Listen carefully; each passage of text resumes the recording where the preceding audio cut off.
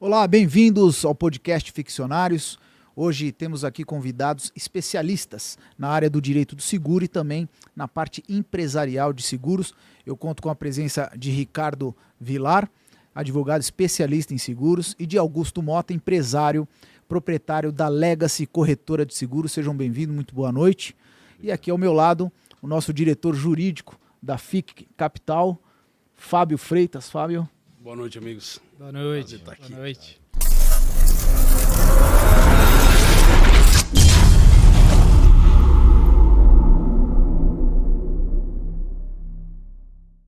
Vamos começar aqui com o querido Ricardo. Ricardo, o que te levou à área de seguros dentro de todo o universo do direito?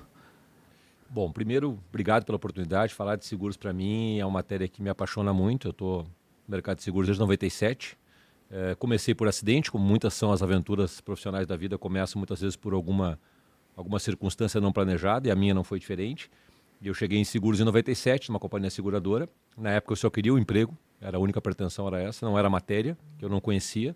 Estava na faculdade ainda e lá comecei a lidar com a matéria de seguros e comecei a aprender. Eu sempre digo que na área do direito muita gente tem alguma restrição, alguma matéria, mas geralmente ela está atrelada ao desconhecimento da matéria. Quando tu começa a compreender e entender aquela matéria, tu vai te familiarizando e vai gostando mais.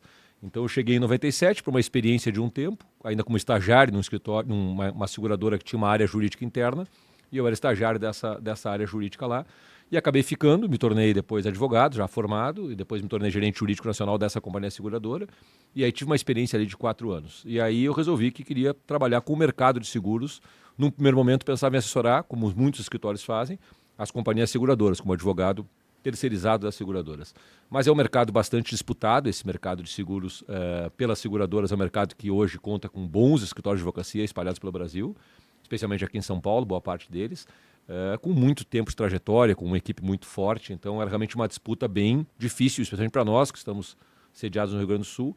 E no fim eu comecei porque gostava da matéria, não consegui, esse meu plano de trabalhar para seguradoras se mostrou bastante difícil e de novo, uma dessas bifurcações da vida, surgiram oportunidades pró-segurado. Como eu já conhecia um pouco do lado de lá do balcão, digamos assim, eu percebi ali uma oportunidade realmente para assessorar os segurados e percebi que a grande mazela de conhecimento dentro da área de seguros está justamente na defesa do segurado, porque como eu falei, as seguradoras são bons clientes, são empresas fortes, consolidadas, e que o mercado já tenta absorver essas demandas e atendê-los, então tem escritórios especializados para isso. Já o segurado geralmente tem uma dificuldade maior de buscar um advogado conhecedor da matéria, porque isso passa por uma falha nos bancos acadêmicos ainda. O direito de seguros ainda é uma matéria muito pouco divulgada nas faculdades. Então, realmente, se sai da faculdade, isso qualquer operador do direito, sai da faculdade com conhecimento muito pequeno de seguros, alguns até inexistente, mas algumas grades curriculares têm uma aula de seguros, no máximo 2 aulas de seguros, de forma que as pessoas saem de lá com um conhecimento muito pequeno. Então, quando se deparam com um cliente com um problema de seguros, muitas vezes o advogado vai ter que estudar aquela matéria para poder atender aquele cliente, e isso sempre dificulta um pouco mais.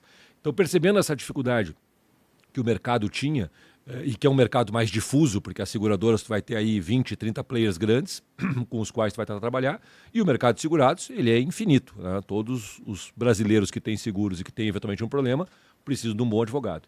Entendendo essa carência de mercado e confrontando isso com o tamanho do mercado, que é surpreendente, e para mim isso é um paradoxo muito grande. Nós temos uma área do direito tão rica, na minha opinião, com tão poucos advogados dedicados. A gente vê tanto advogado se dedicando a direito tributário, a direito empresarial de uma maneira geral, família, penal, enfim, e seguros, muito pouca gente dedicada.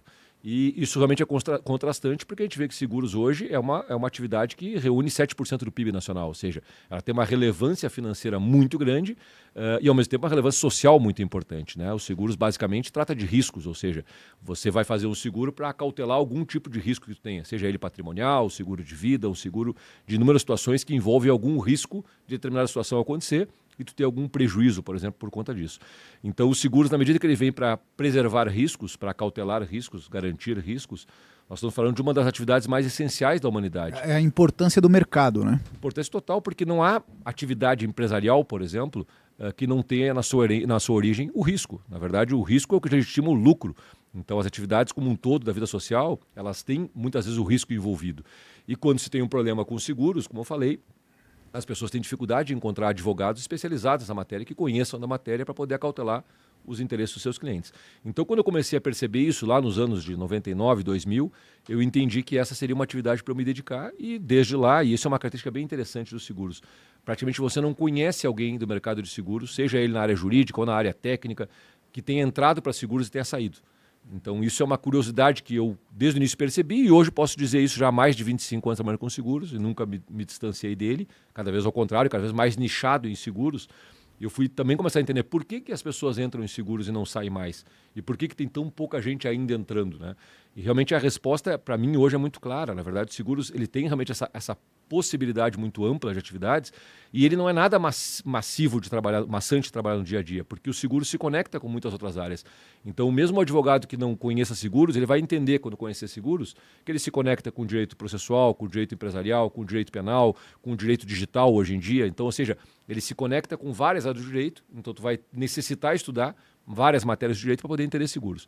O seguro está presente, você está dizendo que o seguro está presente em todas as outras áreas atuantes do mercado. Todas as áreas do direito que você falar vai ter alguma conexão com os seguros. Tanto que a gente vem trabalhando muito nisso hoje em palestras sobre seguros voltadas para algum ponto específico.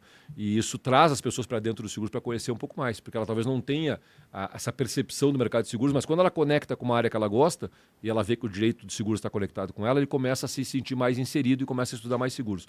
E eu diria mais... Tem alguma área que você gosta mais, que você tem mais apreço? A gente não para de estudar, porque na verdade como os seguros aparentemente parece uma matéria pequena e quando você começa a estudar entende que a amplitude é tremenda, a gente estuda o tempo todo. Então quando você começa com seguros, geralmente as pessoas vão para os seguros mais triviais, seguro de automóvel, seguro de vida, seguro da residência, são os seguros mais que a gente conhece mais. As pessoas já fizeram seguro de carro, já fizeram seguro de vida. Então quando você fala em seguros, a pessoa logo pensa automóvel, vida, casa. Quando você vai aprofundando, você vai tendo que estudar várias outras matérias, porque, por exemplo, hoje a gente está, um dos seguros que está mais pujantes, mais em discussão hoje é o seguro do agronegócio. Então você tem que entender de agricultura, poder atender uma demanda no seguro de agro. Se você for trabalhar com seguros, por exemplo, de risco de engenharia, você vai ter que entender um pouquinho de engenharia. Então veja, não se limita à conexão com áreas do direito, mas sim com outras áreas, como estudar um pouco de engenharia, um pouco de medicina para tratar no seguro de vida, um pouco de direito digital para você entender, do cyber risk, por exemplo, que é um seguro hoje que também bastante comentado, né? Os ataques cibernéticos estão aí e trazendo prejuízos tremendos. E as pessoas não conhecem. Então, quando você começa a estudar seguros, você vai vendo essa conexão que ele faz com várias áreas e isso torna ele muito rico. A gente não para de estudar nunca. Então, eu que sempre gostei de estudar, ele não se torna algo maçante. Você está sempre estudando, sempre se atualizando.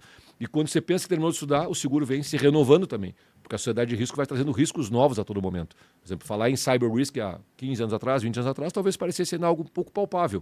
Hoje, quando você vê os ataques cibernéticos sendo quase corriqueiros, você entende que é um problema social a ser resolvido e os seguros vai estar lá para resolver. Então a sociedade vai se adaptando, vão criando novos riscos, alguns outros riscos também vão ficando mitigados, muitas vezes pela própria tecnologia, alguns riscos do passado hoje eles são muito pequenos, mas às vezes a própria tecnologia, o que não é um paradoxo, é uma coincidência, também traz consigo novos riscos, que é o caso do cyber. Né? Hoje está todo mundo ligado à área digital e os seguros, eu penso, ele ainda não entrou por completo na área digital. Hoje a gente vê vários ramos, várias atividades que estão entrando para o mercado digital de uma maneira muito intensa. Eu penso que o seguro ainda vai passar por isso também, de forma que ele vai se tornar mais dinâmico ainda. Né? Porque a contratação Você pode seguros... exemplificar isso para mim, para nós, como funciona isso na área digital? Como o seguro vai atuar dentro desse universo digital? É que a gente, hoje, as contratações, por exemplo, de seguros, muito se discute hoje da possibilidade de você contratar um seguro de uma maneira mais robotizada, digital, você entra lá, você mesmo alimenta as informações que precisa. Hoje você tem mecanismos tecnológicos hoje para mensurar esses riscos de forma muito aprofundada. Se você falar no seguro de vida, por exemplo, não muito tempo para frente, a gente vai ter capacidades hoje pelos estudos, desde que começou o estudo do DNA, a medicina se revolucionou como um todo. A gente vai ter daqui a mais algum pouco tempo, se já não tem hoje alguma medida, capacidade de identificar um ser humano, por exemplo, e as suas possibilidades de doença que ele vai ter ao longo da vida. E talvez chegue um dia que se diga, olha, você vai morrer provavelmente com 65, 70, provavelmente dessa doença. Então, dentro da área digital, Ricardo, desculpa. Claro. Pode continuar, desculpa. Não, veja, isso é muito sensível, porque são dados que a gente até se pergunta às vezes. Né? A medicina ou a tecnologia vai avançar para esse ponto de a gente conseguir entender, por exemplo, alguns riscos maiores para um ser humano do que para outros. E aí entra até uma questão bem subjetiva de entender até que ponto a gente quer saber, né? É meio dramático querer saber. Não sei saber se eu vou morrer, do que eu vou morrer e quando eu vou morrer. Mas talvez a tecnologia tenha. Imagina o impacto que isso tem no mercado de seguros. Quando uma seguradora que faz o seguro de vida, por exemplo, possa saber que aquela pessoa, por exemplo, está sujeita a algumas doenças muito mais fortemente, muito mais potencialmente do que outras. Então, os avanços tecnológicos vão trazendo informações que são fundamentais para o que a gente chama de caracterização do risco. A seguradora, quando faz o seguro, ela precisa entender, né, todos aqueles cenários que compõem o risco. Quanto mais a era digital nos traz capacidade de entender as situações de risco, mais preciso vai ser o seguro. O lado bom disso é que quanto mais preciso for um risco no seguro, melhor quantificado é o preço dele. Explico, por exemplo, no agronegócio. Há alguns anos atrás, o seguro do agro era como no seguro do automóvel lá em 1990. Em 1990 fazia um seguro do teu carro, a pergunta era, qual é o teu carro? É um Cadete, vamos pegar um carro da época lá. E que idade você tem? 30. A partir daí, cruzava uma régua lá. Faz tempo, hein? Cadete. Eu vivi a época do Cadete um pouquinho Então, ainda. nós temos quase, estamos na mesma década. Carro de gaúcho, Cadete. Então, a gente pegou aquela época lá, o seguro era basicamente isso. Você corria uma linha, o seguro é R$3.000. Depois, com o tempo, a gente foi aumentando uma série de questionamentos com relação ao risco. Por exemplo, quanto você dirige, seu filho dirige, você tem garagem no trabalho. Por que eu faço todas essas perguntas? Para eu poder, eu, segurador, entender quais são os riscos que norteiam o teu patrimônio, por exemplo. Então, diante desses riscos que tu está sujeito, eu vou calcular isso de forma estatística para poder entender. Então, de novo, tem situações bastante sensíveis aí. Quando eu digo, por exemplo, se for, eu acho que nem é o caso, mas talvez uma mulher de 30 anos tenha mais ou menos risco que um homem de 30 anos, não tem aí nenhuma conotação de preconceito ou de gênero, coisa do tipo. São dados estatísticos. Então, isso para o mercado de seguros é muito sensível. E muitas vezes a própria sociedade entende como isso um certo preconceito. Mas ali não se trata disso. Se trata de cálculo de risco atuarial para poder entender. Esta situação aqui é mais perigosa que aquela. Isso é fundamental. É igual o seguro de carro, né? Para o homem é mais caro, porque o homem bate mais o carro. Existem duas análises aí que são importantes. Existe a tábua de mortalidade, que é a previsão, expectativa ou a lógica visando morte e longevidade. Existe a tábua de morbidade, que são os riscos vinculados a... Vou pedir, Augusto, para você ajeitar o microfone aí. Boa. São os riscos vinculados, tudo vinculado à saúde. André, precisa da chavinha Allen para prender o microfone do Augusto que está solto. Ó, acho que agora ficou bom, hein? Mas aí vai cair, ó. Precisa prender ele. O André já vai dar um jeito nisso. Opa. Ele tá caindo. Ajeita para ele direitinho, André. Apertou. Senhoras e senhores, participação especial do nosso querido André. Boa. Você vai parar. Equipe de mídia. Rapaz elegante. Então, existe a tábua de mortalidade, tá? Estatística, para vincular a longevidade e a morte, né? E a tábua de morbidade, que é exatamente a chance, a expectativa de problemas de saúde.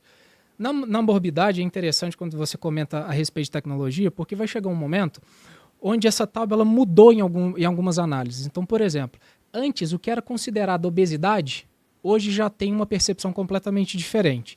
Hoje o que se fala a respeito de transtornos de ansiedade já tem uma conotação muito mais séria vinculada à precificação dentro do seguro. Quando a gente fala hoje também em situações, por exemplo, de pessoas que passaram por cirurgias bariátricas, anteriormente eram análises que acabavam gerando custos, precificações muito altas. Só que a tecnologia gerou tanta evolução para essa área que acabou que nos tornamos mais longínquos, temos uma longevidade maior, o preço, o custo do seguro, ele acaba diminuindo nesse ponto. Só que a mulher, ela vive mais do que o homem. Então, a probabilidade dentro da mortalidade dela é muito melhor que a do homem. Só que no ponto de vista de morbidade, a mulher, por exemplo, por conta de câncer de mama, de útero e de cólon, a análise é diferenciada. Então, ela acaba se tornando o quê? Mais propensa a esse risco.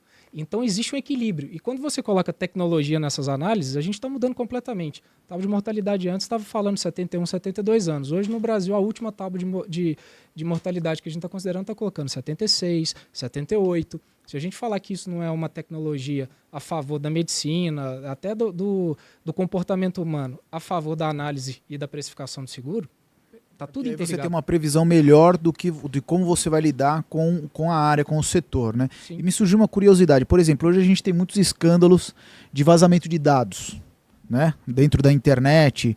Existe algo em que a pessoa pode buscar um seguro para proteger os dados dela e caso esses dados vazem, como tem ocorrido. Sequestro de dados. A gente teve aí as grandes mídias sociais que estão enfrentando problemas sérios, né, nos Estados Unidos. Existe algum seguro em que a pessoa pode garantir Alguns varejistas aqui no Brasil já sofreram. ele possa garantir um pagamento pelos dados dele terem sido vazados dentro do mundo digital? É interessante porque, como nós temos, a sociedade vai se adaptando, vão surgir novos riscos. Esse é um deles. Ele está vinculado, a meu sentir, dentro do cyber risk, por exemplo, porque geralmente esse vazamento de dados ou roubo de dados ele acontece dentro desse ambiente. Então, hoje, está muito se estudando essa necessidade para que os seguros possam vir a auxiliar a sociedade nesse tipo de risco. Porém, o que está acontecendo hoje é muito isso. A questão, hoje, para uma empresa conseguir um seguro cibernético, por exemplo, ela tem que demonstrar, antes de mais nada, a capacidade que ela tem de agir diante de um ataque hacker. Então, no âmbito mais... Isso hoje já é mais realidade no âmbito empresarial. As empresas que acessam e manipulam dados sensíveis e importantes dos seus clientes, hoje até para a própria lei de proteção de dados, ela já tem essa necessidade de ter um cuidado no trato desses dados. Agora, é possível sim se imaginar, e isso já é uma realidade, esse seguro para a empresa, por exemplo, e o próprio mercado de seguros é um exemplo próprio. A quantidade de informações sensíveis e importantes que um segurado muitas vezes fornece para contratar um seguro, por exemplo, seguro de vida, são dados importantes. Aqueles dados não podem simplesmente circular ou serem vazados no mercado com situações importantes daqueles segurados. Então, hoje já existe, por um lado, a exigência de que as seguradoras e as corretoras de seguros tenham esse trato dentro da realidade daquilo que preconiza a lei de proteção de dados. Por outro lado, a cobertura de seguro para isso hoje ainda é muito discutível, muito difícil de conseguir, pelo que eu falei. Hoje existe um risco muito grande e muitas empresas não sabem como tratar diante do ataque hacker. E a seguradora também não é um cofre aberto, uma carteira aberta para simplesmente segurar qualquer risco, mesmo sem nenhum tipo de garantia. Então vai precisar que o segurado, seja ele empresa ou não, ele demonstre a capacidade que ele tem de tratar diante do ataque hacker e minimizar pelo menos os prejuízos que aquilo vier a causar. Somente assim ela vai conseguir colocar. Ainda é um seguro que está pouco...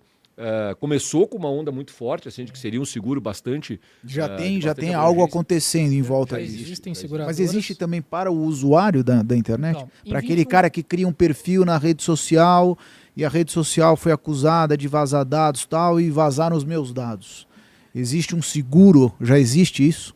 Hoje, em âmbito de pessoa física, é bem complicado você conseguir ter um seguro desses hoje, porque, como eu digo, a quantidade de situações que envolvem esse risco para uma seguradora mensurar e quantificar o valor desse risco e, sobretudo, somada à dificuldade de avaliar como aquela pessoa foi lesada, por exemplo, foi por uma negligência, ela foi lá e colocou a senha dela, ela também cometeu algum erro que acabou ajudando para que aqueles dados fossem vazados. É difícil para uma seguradora mensurar o risco de uma pessoa física. É mais fácil hoje você pegar, por exemplo, grandes plataformas, que geralmente é onde isso acontece. Por exemplo, teve lá um problema no Facebook e vazou dados meus. É mais fácil você conseguir a colocação de um risco desses na empresa, que vai ter condições de mostrar como ela trata e o que ela faz para evitar um dano desses e colocar um seguro lá. Claro, ao fim e ao cabo vai beneficiar o usuário final que teve seus dados vazados. Mas o seguro ainda das pessoas físicas ainda é algo que engatinha. Penso eu que ainda vai ter bastante tempo pela frente para poder ser uma realidade para as pessoas, qualquer uma pessoa ter um seguro para eventualmente ter algum tipo de vazamento. A pessoa física ela vai acabar usufruindo do pagamento ou das ações vinculadas à apólice cyber, que a empresa que teve esses dados vazados, ela vai utilizar da apólice. Então ela está no final da cadeia. Agora, eu, como pessoa física, fazer uma apólice para proteger os meus dados, baseados em quê? Dentro de qual tipo de plataforma, para qual tipo de funcionalidade? Não. Aí o que acontece todo segurado, vão ser a empresa, a plataforma, o streaming, onde está a coleta desses dados e o armazenamento, diante de um dolo. Aí sim, o usuário, sim, ele pode até entrar contra, no caso, por exemplo, o Dr. Ricardo falou, contra um Facebook, contra uma Meta. Até o FBI já teve vazamento de dados lá dentro e ela teve uma cyber risk analisada e acabou pagando diretamente para um usuário terceiro. Mas para o CPF, a pessoa física direto, não somente não tem, como eu acredito que não vai ter no Brasil, porque não é o perfil de tratativa que o brasileiro hoje tem. Ele se preocupa muito mais com o consumo, com a estruturação, do que falar no ponto de vista de proteção até mesmo dos teus dados. Acho que é muito difícil aqui no Brasil a gente ter essa cultura. Tá? E como estruturar o sistema dos seguros? Então, é uma das coisas importantes de se entender, para quem não conhece o mercado de seguros, eu acho que a pretensão hoje é essa, que as pessoas entendam um pouco mais como o seguros está muito mais no nosso dia a dia do que a gente pode imaginar. entender do princípio como as coisas funcionam, como um seguro é estruturado, né? É uma operação bastante complexa e bastante expressiva do ponto de vista financeiro, como eu falei, mas para dar uma explicação mais simples, se a gente remontar nos tempos onde o seguro começa, com os primeiros desenhos de seguros, a gente vai falar lá, tem outros dados históricos, talvez até mais antigos ainda, mas um que eu gosto de utilizar é o próprio período das épocas das expedições, né? Que tinham as caravelas, então as pessoas que saíam com as suas naus para poder fazer ou venda de mercadoria, ou mesmo até para desbravar outros continentes, enfim. Pedro Álvares Cabral. Saiu com 10, chegou aqui com quantas? Saiu pouca, né? Pedro. Afundou umas no caminho aí. Acho que foram 3. Perdeu algumas no caminho. Então, era muito comum naquela época, saíam lá 20 naus para as expedições e voltavam 12, 13, 6, 7 ficavam pelo caminho. Muitas dessas naus, por exemplo, eram de um proprietário específico. Então, se ele perdesse aquela embarcação, o negócio dele vinha à ruína, porque ele não tinha condições de suportar aquele prejuízo todo. E lá, nessa época, lá surgiu essa ideia. E se nós pegássemos um saco de ouro cada um e deixássemos aqui depositado, saem os 20 barcos daqui e ficam os 20 sacos de ouro. Esses 20 sacos de ouro cobririam, por exemplo, prejuízo de 3 embarcações. Então, saímos lá para a expedição, na volta, 3 não vieram de volta. Usa aquele recurso e cobre as perdas daqueles. Basicamente, essa é a essência dos seguros, o que a gente chama de mutualismo. A Companhia das Índias Orientais. Os ingleses saíram na frente. Exato. Então, assim, basicamente, entendendo esse princípio, tu começa a entender porque ele se aplica praticamente a qualquer tipo de seguro. Claro que hoje em dados muito mais pulverizados e carteiras muito mais amplas, mas ainda se continua tentando colocar numa mesma caixa riscos parecidos, até para ser justo com os demais membros que compõem o colégio, né, de segurados. Então se procura ter riscos parecidos dentro de uma mesma apólice, porque aquelas pessoas basicamente é isso. Vamos pegar o seguro de carro. Nós estamos lá um grupo de 1.000 pessoas com riscos parecidos, cada um coloca lá R$1.000, vamos supor. Tem R$100.000 naquele fundo. Esse fundo, quem vai gerenciar esse fundo é a seguradora, que basicamente a função dela aqui é muito mais disso, de gestora de um fundo. Não é, muitas vezes vem a seguradora como uma empresa pagadora. Ela está lá e deu um problema, ela vai lá e vai pagar. Sim, ela vai pagar. Mas de onde vêm esses recursos? Dessa captação dos prêmios. Existem outras fontes de receita da seguradora, mas a principal delas é o pagamento do prêmio. Né? Existe a própria franquia, tem seguro, você tem uma participação obrigatória do segurado, ou seja, tem outras fontes, o próprio ressarcimento, situações em que a seguradora paga a indenização e depois vai ser ressarcido o causador do dano. Então existem outras fontes de receita, mas basicamente a mais importante é o prêmio. Então, e o nome também, muita gente critica, é um nome que não é fácil de entender. Por que prêmio? Né? Tem essa... muita gente acha que o prêmio é aquilo que a seguradora paga. O que a seguradora paga é a indenização. Mas faria mais sentido que se o que ela paga fosse o prêmio, porque a impressão é essa, né? Mas prêmio é aquilo que eu pago para poder ter um seguro. Então, quando eu entendo essa dinâmica toda, a gente vai entender várias coisas, mas entre elas, a posição da seguradora perante o fundo mutual. Ou seja, ela arrecada um número X de prêmios para que aqueles poucos segurados que tiverem algum tipo de sinistro, aquele recurso seja suficiente para fazer frente a esses prejuízos, também para remunerar a atividade da seguradora e também, por que não, para deixar o lucro da seguradora, porque é uma atividade privada de fins lucrativos, sem problema nenhum com relação a isso. Eu falo muito isso porque na nossa área do direito, durante muito tempo, e veja, eu sou advogado de segurados, mas durante muito tempo o próprio judiciário tinha uma visão muito crítica das seguradoras, porque são empresas, geralmente empresas potentes e com capacidade financeira, quando publicam lá o seu balanço, tem uma lucratividade lá em cima. Então, por conta desse raciocínio, muitas vezes as seguradoras, os judiciários dizem, não, a seguradora tem dinheiro, ela tem que pagar. E eu, que sou um estudioso da área dos seguros e sou um defensor do mutualismo, antes de mais nada, eu não defendo os segurados contra as seguradoras, eu defendo a ideia do negócio de seguros. Eu entendo o quanto ele é importante. E se isso não parar de pé, as seguradoras vão sair do mercado, não tem outra forma de funcionar. Então é importante que o mercado respeite isso, porque quando eu pago um seguro mal pago, quando eu digo mal pago, vamos pensar em duas situações primordiais. Seguro com base em fraude, que infelizmente é uma realidade muito dramática, a gente pode contar alguns casos escabrosos aqui de fraude com os quais já convivi ao longo desses 25 anos. Você não tem ideia do que as pessoas são capazes de fazer para fraudar o seguro. E a gente, quando fala de fraude, tem dois tipos de fraude principais. Né? A que a gente chama de fraude premeditada, que eu diria assim é a pior de todas as fraudes, é aquele cara que faz o seguro já pensando em fraudar, ele já prepara o seguro para logo adiante fraudar, ou que a gente chama de fraude oportunista. O oportunista é aquele que, depois que o problema aconteceu, ele vê, você pode tirar uma vantagem disso. Isso é muito usual no automóvel. Durante um tempo se dizia, bateram 2 carros, você tem seguro? Tem. Então tá, então a culpa foi sua, você aciona o seu seguro, eu pago a sua franquia. Isso foi muito comum durante muito tempo. Isso se caracteriza como um tipo de fraude? É uma fraude, porque veja, se eu sou o culpado, você não pode transferir a culpa porque o outro tem seguro. Né? Mas acontecia muitas vezes situações parecidas onde aquele que tinha seguro assumiu o risco e dizia, não, deixa que eu tenho seguro, eu aciono meu seguro e a gente paga os 2 carros. Não pode ser assim. Né? Tem que ser o seguro para aquele que realmente causou o dano, aquele é o seguro. Se aquele que causou o dano não tem seguro, não tem como ter cobertura. E a fraude oportunista ela é vista de uma maneira mais leve pela sociedade. por conta disso. A seguradora tem capacidade, então é meio Robin Hood, assim. Não, mas fraudei a seguradora lá, bati meu carro, mas a lanterna do lado não quebrou, mas estava quebrada já. Vamos falar que também foi ali no acidente, então já bota para arrumar também. Então se vê, por aí vaza muito dinheiro do mercado segurador, os dados de valores de indenizações pagas em situações de potencial fraude ainda é muito elevado. E eu digo, isso prejudica, isso é um câncer para o mercado segurador. Porque, primeiro, você está beneficiando pessoas que estão agindo de forma errada. Segundo, para quem vai essa conta? Vai para os outros segurados de bem. Porque a seguradora ela não perde, ela é sempre gestora de fundo. Eu arrecadei 100 bilhões, gastei 80, sobrou 20. Se no ano seguinte eu gastar 95, eu vou aumentar o meu preço do seguro. Então, quando eu vou pagar seguros mal pagos por fraude ou por outras razões, quem vai pagar essa conta é o segurado de bem. Ou vai acontecer que o prêmio do seguro vai aumentar, porque os valores de indenização foram muito altos, ou vai acontecer no mercado da seguradora, por exemplo, tirar um produto de mercado, restringir, não trabalho mais com esse seguro, o seguro não é viável. Então é importante entender essa questão, porque realmente assim existe muito isso dentro do mercado de seguros, e são os dois problemas principais que eu vejo no mercado de seguros que ferem de morte o mercado e afetam a sua credibilidade. São, primeiro, a fraude, acho que é um dos pontos mais importantes. Na Europa se trata a fraude de uma maneira muito mais aprofundada que aqui. Aqui a seguradora basicamente se limita a dizer, olha, não pude conseguir não pagar porque eu identifiquei que era uma fraude. Na Europa se vai atrás de entender um pouco mais da razão dessa fraude, para desmantelar quadrilhas. Claro que a seguradora não tem poder de polícia, mas existe uma pressão social maior, porque tem quadrilhas de fraudadores que estão aí sedimentadas no mercado. Existe até o crime organizado na questão dos carros, de furto de veículo que na verdade não foi furtado, enfim, e recebimento de seguro. Vou contar uma rapidinha, talvez um dos casos mais emblemáticos tem todo de o fraude, do mundo, mas tem vários. Que o sujeito morreu em casa de infarto fulminante e ficou a esposa, a viúva e os 2 filhos. Um filho é estudante de direito, vamos falar mal dos advogados. E teve a brilhante ideia de entender que o seguro era R$500 mil, mas que se fosse por morte acidental era o dobro. Então o que eles fizeram? Pegaram o corpo, eles moravam na beira de uma rodovia, colocaram o corpo na rodovia para os caminhões passarem em cima durante a madrugada. E aí de manhã disseram, o pai foi atropelado e a gente quer receber o seguro por morte acidental, para receber R$1 milhão.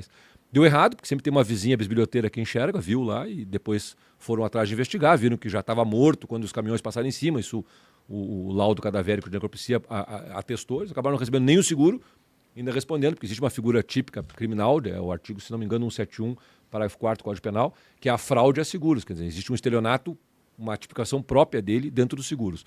Então isso não é tão incomum, a gente vê situações e fica pensando até onde vai a maldade humana de um ser humano colocar o pai na rodovia para passar um caminhão em cima para ganhar um dinheiro em cima dos seguros. Então se a gente ignorasse a realidade de entender que onde há seguros também vai haver pessoas entendendo que ali talvez seja uma possibilidade de uma fraude, e nos seguros isso fica muito fácil, porque os seguros, entre os contratos que todos eles têm como um das pilastras a boa-fé, nos seguros a boa-fé ela é mais fundamental que em todos os outros casos. Caramba, bicho, esse exemplo foi pesado, hein? Esse é surpreendente, hein? Mas você sabe que é muito mais próximo do que a gente imagina. Você de repente conhece um amigo que acabou de descobrir um câncer de pele. Acabou de descobrir, fez um exame, estava uma pinta, foi lá no dermato, o dermato falou, olha, vai lá num cirurgião e etc. Ele já fez o exame, já tem tudo indicando. O que ele faz? Ele vai lá e faz um seguro de vida que protege contra doenças graves, contra o câncer. Aí ele faz o seguro, só que ele já tem a ciência do diagnóstico. Não foi comprovado, mas já fez os exames, já fez tudo. Aí o que ele faz? Ele faz o seguro, espera 1, 2, 3 meses, cada seguradora tem um período de carência, aí ele volta, o que ele faz? Ele faz o exame, teoricamente que seria o primeiro, e entra, eu quero o direito de receber a minha indenização de 100, 200, 500 mil. Hoje pode até ter, as maiores seguradoras conseguem proteger até R$3 milhões diante de doenças graves. E aí quando você vai descobrir, aí é o que o Dr. Ricardo falou, não somente caracterizado como fraude, mas ele, além de não receber, ele não tem nenhum valor do que ele pagou dentro das apólices de volta e ele responde criminalmente. Esse é o principal ponto. E aí porque se foi uma fraude, foi um crime. Então Exatamente. Vai responder. Mas e ele tem a ciência quando ele assina. Porque na hora que você vai fazer, por exemplo, um seguro de vida, você tem que fazer uma DPS, uma declaração pessoal de saúde. Você tem que responder tudo que você sabe, que tem a ciência ou que tem uma expectativa de ter ciência. Aí vai um ponto importante que eu acho dentro da DPS, que é uma discussão também que se tem, né? Essa necessidade do segurado de ser transparente, agir de boa fé. E eu, como defensor de segurado, sempre digo, tem 2 pontos aí. Primeiro, o segurado tem que responder tudo o que lhe for perguntado. Quando a seguradora também age mal, que ela tem um questionário que não pergunta coisas importantes, ou pergunta mal, e o segurado não consegue entender o que a seguradora quer saber com aquela pergunta, às vezes acontece situações que eu digo, pô, isso aqui você tinha e você não disse. E eu digo, você perguntou? Se não perguntou, não faz parte. Ou perguntou mal. Mas teve um caso de um cliente que ele tinha um pequeno problema numa perna, ele era manco, sei lá. E quando perguntaram se ele se sentia, ou se a pergunta era assim, você tem alguma limitação física, ele não se sentia com nenhuma limitação. Ele sentia uma cara plenamente capaz. Não perguntaram se ele era deficiente físico, perguntaram se ele sentia alguma a pergunta era mais ou menos assim, subjetiva. Ele disse, olha, eu não me de sinto com nenhum problema. Eu vivo minha vida inteira assim e não acho que eu tenho uma deficiência física. Então tem que conseguir a seguradora também passar o porquê daquela pergunta. Porque quando a gente fala de transparência e boa-fé, eu bato muito nisso e o mercado às vezes não reage bem. A boa-fé não é só do segurado, a boa-fé é do segurado e da seguradora. A boa-fé da seguradora entra nisso, você fazer o segurado entender o porquê daquela pergunta, inclusive as consequências que aquela resposta tem. Bom, vocês dois estão em lados opostos aí, né? Não, Porque você é a corretora e ele protege o assegurado. Não, porque o triângulo... Você não faz perguntas Não, é o contrário. escamoteadas, né? Você sabe que esse é um ponto que muitas pessoas confundem. Eu falo que dentro do direito e dentro da área de seguros, na verdade, existe um triângulo. O triângulo é composto sempre por 3 pontos que, primeiramente, é a seguradora. Do lado, nós temos o segurado, pode ser pessoa física ou pessoa jurídica. E do outro lado, na outra ponta, nós temos a corretora de seguros. A seguradora é responsável por analisar o risco, precificar, cuidar do sinistro, pagamento ou negativo. O segurado é muito claro. Qual que é o papel da corretora de seguros? Ela é responsável por fazer a gestão da apólice. Ela tem um registro dentro da SUSEP, Superintendência de Seguros Privados, que está debaixo do CNSP, que está debaixo do Ministério da Fazenda. Então, ela, corretora como CNPJ, ela tem uma obrigação de dar o suporte para o segurado, de fazer o acompanhamento, principalmente no ato, não somente da vigência da apólice, mas também diante de uma expectativa comunicação de sinistro. E ela tem, sim, que defender o segurado para com a seguradora. Porque o segurado não entende da área. O brasileiro não é acostumado a ler contratos. Ele não é acostumado, ele não sabe nem o que significa o termo condição geral. Eu acho que na maioria das vezes as pessoas simplesmente assinam, né? Confiando na corretora, confiando na seguradora. Você tem hoje na era digital. Dos dois, né?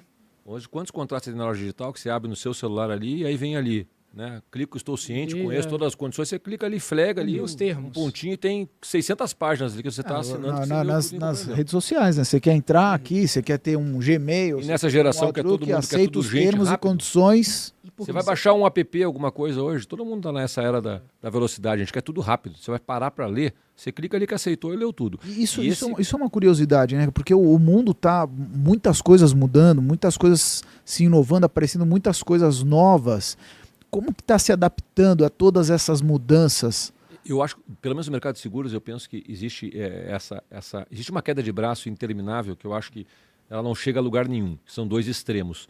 A seguradora muitas vezes defendendo a ideia, até porque o negócio dela, para se estruturar, como eu falei, ele precisa partir de bases técnicas contratuais, senão um negócio dessa magnitude não se sustenta. Não há como fazer um contrato de seguros que não tiver como lastro um regulamento contratual. E eu concordo, e aí os advogados seguradoras falam, pô, existe o pacta sunt servanda, né? A obrigação, o contrato assinado, ele tem valor, ele tem que ser cumprido. Se não for cumprido, a gente não tem como estruturar uma negociação dessa. Se eu chegar e fizer um contrato, chegar na hora, a parte adversa disser, pois é, mas eu não conhecia, eu não sabia, eu não entendi, e isso for base para dar cobertura sempre em qualquer caso, não tem situação que se sustente o mercado de seguros. O outro lado, que é o extremo que eu digo, não dá para a gente imaginar uma paridade de armas ou uma simetria informacional e de presumir, como as seguradoras às vezes presumem, e eu acho extremamente utópico, de que o segurado realmente compreendeu e entendeu toda a extensa cadeia contratual que ele está ali sujeito. E quando o Augusto fala da questão de condições contratuais gerais, é bem isso. Geralmente que você tem um espelho de apólice, que vem informações mais básicas, né, do segurado, da seguradora, dos riscos, das coberturas contratadas, e aí depois vai lá. As demais condições estão nas condições gerais. Onde é que estão essas condições gerais? Hoje, muitas das vezes, a seguradora se limita a dizer, ó, está no site da seguradora. Você acessa lá www.seguradora tal, você vai acessar. Às vezes, antigamente, se usava muitos cartórios de títulos de notas para deixar lá fixado. Ou no próprio site da SUSEP. O que eu te digo é, por experiência própria, você conseguir acessar essa informação não é nada fácil, mas vamos lá, hipoteticamente, que o segurado acesse, o que já não é muito comum. Ele vai ler 300 páginas de letra miúda? Não vai ler. E se a gente ainda insistir hipoteticamente, tá, mas e se ele ler, vai entender? Provavelmente não vai entender muita coisa. Até mesmo porque o leigo ele não vai conseguir ver termos. Então, como é que a gente soluciona esses 2 lados tão extremos de por um lado, a seguradora diz, se você partir do pressuposto que o segurado nunca sabe nada, nunca entendeu nada, não sabia das suas restrições, então ele tem sempre razão e tem que receber, o mercado de seguros quebra. Se você, por outro lado, quiser entender que o segurado sabe tudo que está lá naquelas 400 páginas, e é também dramático, isso não vai acontecer. Qual o caminho? O caminho, sim, ter resumos de condições contratuais. E hoje a gente tem vários mecanismos à disposição hoje, de linguagem mais facilitada. Hoje a própria tecnologia também nos traz isso, né? Bota lá, como digo, quer que eu desenhe? Sim, desenha. Explica para ele, faz lá pelo menos 4, 5 páginas que expliquem para o segurado aquilo de mais primordial que tem que saber. O que tu vai fazer que tu vai perder a cobertura? O que não está realmente coberto no teu seguro? Porque o que eu questiono e não pode acontecer é a surpresinha. Porque o que é seguros, na minha opinião? A base do seguro. Seguro é garantia. É a palavra principal de seguros. Quando eu compro o seguro, eu compro garantia, eu compro tranquilidade. Por que eu digo isso? Porque é muito usual as pessoas falarem de forma equivocada. Eu tenho meu seguro há 10 anos, eu nunca usei. Isso é um erro. Você usou. Eu tive seguro do meu carro 10 anos, eu não bati, eu nunca usei. Eu digo, você usou os 10 anos. Porque o que você comprou não é uma indenização para quando roubarem o teu carro. Não é uma indenização para quando você bateu o seu carro. O que você comprou é essa sensação de tranquilidade. Sabe, meu carro está ali na rua, mas ele está garantido. Posso andar se me à roubarem, vontade. se der um problema, eu estou garantido. Essa sensação de tranquilidade é o que a gente compra. Porque eu sempre digo, quem faz seguro e quer ter sinistro, ou não bate bem na cabeça, ou é fraudador. O cara faz seguro de vida, o cara é um câncer agora. Não bate bem. Ou faz um seguro para procurar que roube meu encrenca. carro. Ninguém quer. Tu faz seguro para não usar. Essa até é a base do raciocínio dos seguros, né? Eu faço para não usar. Porém, o que eu espero? Que quando a fatalidade acontecer, eu estou garantido. E aí que é o segundo câncer que eu disse. O primeiro é a fraude, o segundo é esse. É o segurado de boa fé, que comprou uma segurança para si e que no momento que ele mais precisa, ele descobre da pior forma possível. Não, mas você sabe o que acontece? Lá na cláusula 425 da letra B da linha 2, está dizendo lá uma coisinha que você não tem cobertura. Isso, E ele não sabia isso dessa me chamou a circunstância. atenção para uma coisa. Por exemplo, seguro de vida, que às vezes é oferecido pelos bancos para as pessoas, para o correntista. E sem nenhuma assessoria de um advogado ou qualquer esclarecimento sobre o seguro. Mas vocês têm um seguro de morte acidental e tal, não sei o quê. O cara vai lá e aceita aquele Os seguro. seguros são todos eles, praticamente todos, tipicamente adesão, para não dizer que todos, porque a legislação mudou recentemente. Hoje, alguns seguros mais complexos, de grandes riscos, a SUSEP, que é a reguladora do mercado de seguros, permite sim alguns ajustes na pólice de seguros, mas isso na prática ainda é bastante raro. Na 99% dos casos é adesão mesmo. Né? E só para concluir, um problema que eu particularmente acho, muito se discutiu já da figura do corretor. Existe, por exemplo, na Europa existe a figura do agente de seguros, existem outras figuras também. Aqui a gente tem o corretor, mas a gente tem também hoje uma boa parcela de seguros vendidos, como tu falou, pelo gerente do banco. Isso vai para o seguro de vida, isso vai no seguro de carro. Muitas vezes aqueles seguros de prestamista, são seguros lá, tu fez um financiamento, aí tu já pega um seguro, vai comprar tua casa, já tem um seguro que se você morrer, o financiamento já fica quitado pelo próprio seguro. Estes seguros são massificados e vendidos por bancos. Na minha opinião, como advogado, eu jamais aconselho clientes meus contratarem dessa forma, porque a chance de ele não entender aquilo que ele tem ou não tem cobertura, ou mais, muitas vezes não quer nem contratar. Muitas vezes aquele seguro é muito mais uma exigência para ele chegar onde ele quer, por exemplo, para tomar um financiamento bancário, e isso não é venda casada porque a lei permite a vinculação. Para que se tenha aquele tipo de seguro, sim, tem que ter para que tenha aquele tipo de financiamento, tem que ter um seguro. Mas no agronegócio é a mesma coisa. Quem faz seguro de agro geralmente não está preocupado, ou não estava, está mudando um pouco, mas não está preocupado com o seguro dele. Ele quer pegar dinheiro para o custeio. Ele foi no banco pedir dinheiro. E o gerente do banco diz, tudo bem, mas vai um seguro aqui junto. E ele contrata. Mas ele não sabe nada daquele seguro. Então o seguro, na minha opinião, eu sou um defensor ferrenho da atividade do corretor. A figura do corretor é fundamental. Agora, o corretor também, assim como os seguros crescem e se especializam, os corretores também não vão mais ter espaço para o corretor generalista. Ou, a não ser que ele tenha uma estrutura de PJ, uma pessoa jurídica multidisciplinar, com profissionais capacitados para todos os ramos. Mas é difícil hoje você imaginar aquele corretor amigo lá, o seu José, que faz o da minha casa, faz o do meu carro, faz o da minha lavoura, faz também o meu de cyber. Dificilmente ele vai ter conhecimento para tudo isso. Então também está se nichando isso. O mercado hoje de corretor de seguros, tem corretoras hoje, por exemplo, especializadas em agronegócio. Vai entrar lá na corretora, o cara tem um agrônomo próprio, ele tem uma capacidade de entender aquilo. Porque é muito complexo aquele seguro. E é fundamental que o corretor possa passar. Para mim, claro que a responsabilidade da seguradora de ter clausulados claros, a definição de pagar ou não uma indenização também é exclusiva da seguradora. Às vezes o segurado fica bravo com o corretor, não pagaram meu seguro. Não é o corretor que define isso. O segurador é que tem a caneta para o fim e ao cabo definir se vai pagar ou não. Mas claro que o corretor também pode fazer explicações importantes para o segurado entender e acompanhar o segurado nisso. Né? Uma DPS, por exemplo, quanto problema a gente tem com relação a isso? Porque naquele momento de preenchimento ele não foi acompanhado por alguém. Ele não entendeu a gravidade daquilo. E se você for trabalhar com o seguro, por exemplo, que se fala muito automóvel hoje, logo o seguro automóvel vai ser todo ele digital. Você vai entrar lá e vai contratar sozinho, não precisa de corretor. Eu fico Inteligência pensando, artificial. se hoje com um corretor, às vezes as coisas não ficam claras, eu fico pensando, um segurado que chega lá e coloca no site lá, você tem CEP de moradia em Porto Alegre ou você tem CEP de moradia num... Aí ele tem, não, minha mãe mora lá no interior em Cacimbinhas, eu vou colocar lá. Se ele não entender a gravidade que aquilo vai ter, e um corretor vai explicar para ele, ó, só um pouquinho, se o seu CEP de pernoite, onde seu carro dorme à noite, não for este, quando chegar na hora de você precisar do seguro, não vão pagar. Porque você está burlando o seguro, porque certamente Cacimbinhas o Já é menor. já se enquadra em seguro é mais um baixo. tipo de... É uma Geralmente o uma corretor fraude, consegue uma fraude. explicar isso, É uma mas fraude. Pergunta de milhões aqui. Como é que o empresário ele seleciona a melhor seguradora? Ele tem que classificar a atividade, considerar a atividade econômica que ele está inserido, a circunscrição territorial ou especificamente o histórico de sinistros ou prejuízos que ele teve no desempenho da própria atividade? Posso responder Claro. essa? É o seguinte, a minha especialidade é exatamente atender a demanda protetiva de empresas. Uhum. Tá? Quando você vai falar com a empresa, tem que entender o seguinte, existe um negócio chamado gestão de risco. A gestão de risco é probabilidade e impacto. Tá? Quando você vai para dentro de uma empresa e vai tentar entender o que ela necessita, para poder escolher a melhor seguradora, na verdade, primeiro, você tem que saber escolher o melhor produto que ele está precisando.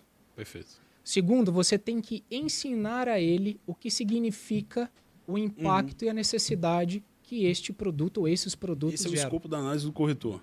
Exatamente. Perfeito. Aí vem o detalhe. Por quê? Quando o Dr. Ricardo estava comentando agora, porque ele vai mudar o CEP, né? E está colocando um CEP terceiro. Se você coloca lá no teu seguro de carro, que na verdade a função tua é pessoal e não é de trabalho, e na verdade você trabalha com o teu carro 2 vezes na semana, vai para qualquer lugar na rua fazer visita, você está burlando.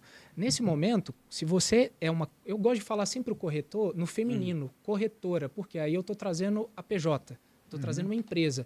Eu estou gerando um pouco mais de valor agregado para essa função, que ela é muito descaracterizada dentro do Brasil. A corretora que tem que ter o entendimento de como funciona as divergências, como funciona as especificidades, como funcionam as necessidades que o teu cliente tem, porque você tem que saber qual que é a linguagem.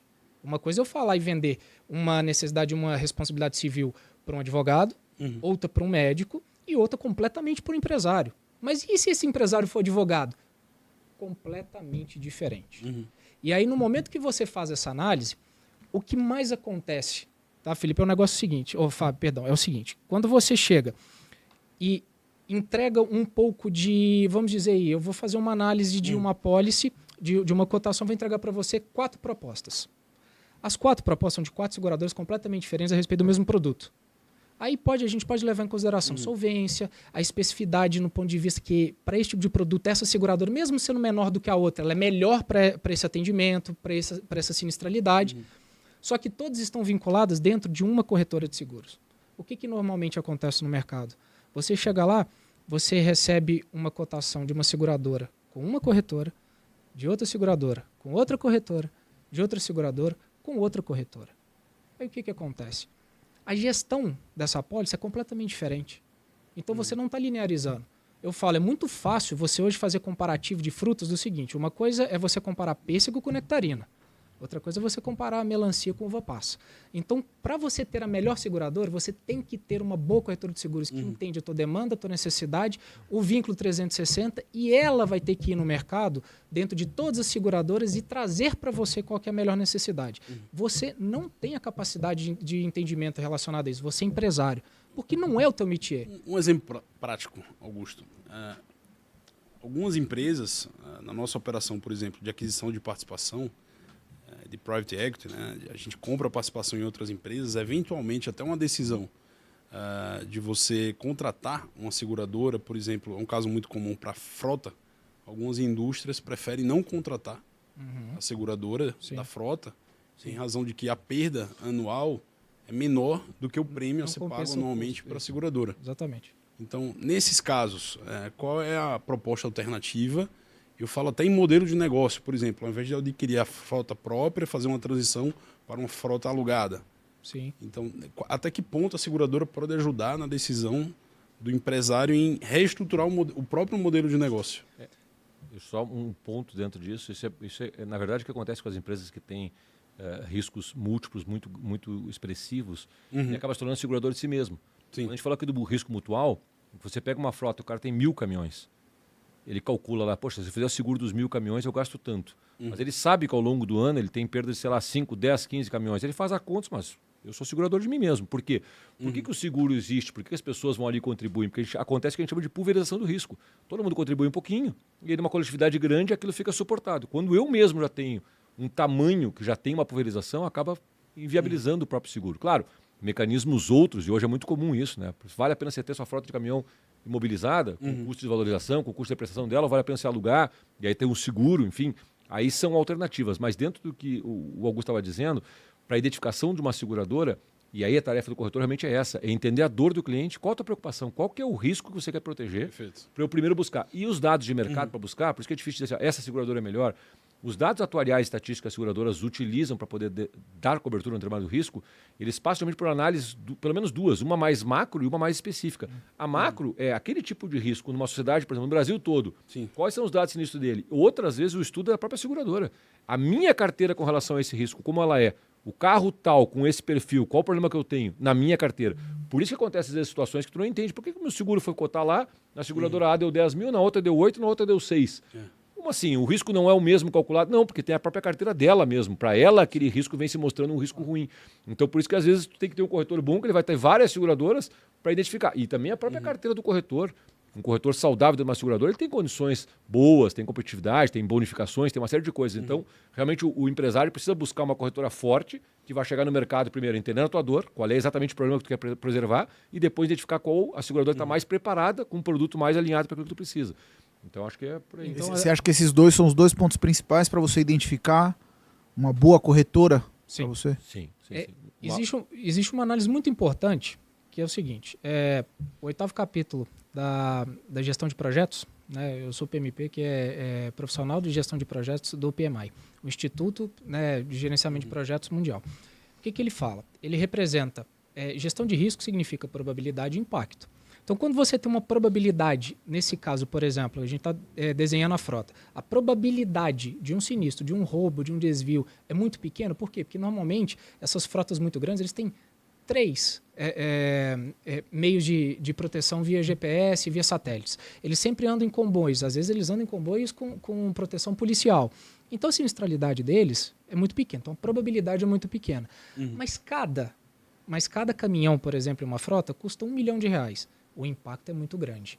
Então, quando você chega com uma pólice que você está fazendo o quê? Eu estou colocando em risco a minha probabilidade existente, ou seja, pode ser que não aconteça nada, mas pode ser que, de repente, acontece alguma coisa muito séria, você dá o azar em 2 meses e perde 10, 15, 20% do que era a tua frota, por qualquer que seja o motivo. E aí a gente está falando que o impacto, ele vai ver o que é o impacto agora, vai ser o que ele está pagando pela pólice. É o impacto financeiro do bolso dele. Então, a gente trata muito isso. Quando você... Qual que é esse delta, tá, de seguro? Essa é uma parte importante. É o segredo do seguinte, o como, o onde, qual é o valor, sim, mas e o quando? Nesse tipo de análise, o que a gente fala? Você não vai controlar quando vai acontecer esse tipo de risco. Ele tem hoje uma história de 8, 10 anos que não aconteceu nada. Você consegue hoje garantir pela tua operação, você se sente seguro, o cliente, para falar que não, minha probabilidade vai ser realmente extremamente pequena, pode ser, chegou ao ponto de a gente falar, olha, a sinistralidade de mercado é muito grande, as seguradoras precificam lá em cima, a gestão sua é muito robusta, realmente não vale a pena. Vale a pena, às vezes, você fazer o quê? Você assumir o risco ou você terceirizar e colocar proteções para transporte de terceiros. Acontece. Isso acontece. Só que uma boa corretora ela tem que ter total percepção e falar o seguinte, o que é o melhor para o cliente? E às vezes você está desenhando para ele uma análise de proteção de frota, de repente você está trabalhando com uma proteção, na verdade, importação, exportação, você está indo no fornecedor dele, você está indo no cliente dele, você faz uma apólice de seguro de créditos, que significa, para quem ele está vendendo, ele vai conseguir ter uma análise para quem ele está vendendo, como que está funcionando. Aí, de repente, você fala com ele, poxa, mas você está preocupado com a tua frota e o risco de algum erro diante da tua gestão?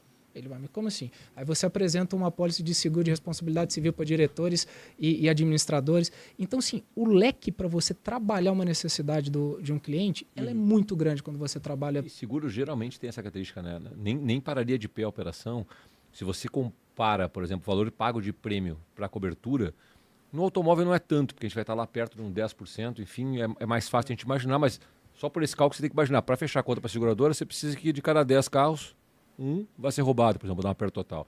Mas quando você pega riscos outros, que a sinistralidade é muito mais baixa, você tem aquelas realidades de um seguro muito barato. Pega um seguro residencial, por exemplo, você faz o seguro da tua residência por R$1.000. Muito barato. E se um dia pegar fogo a casa, tu vai entender o tamanho que é aquilo. E de novo, não acontece. Só que eu nunca jogou roleta. Chegar na roleta, pô, já deu 27, 5 vezes, não vai dar mais. Vai dar de novo. Ou faz horas que não dá e dá 5, 6 vezes seguida.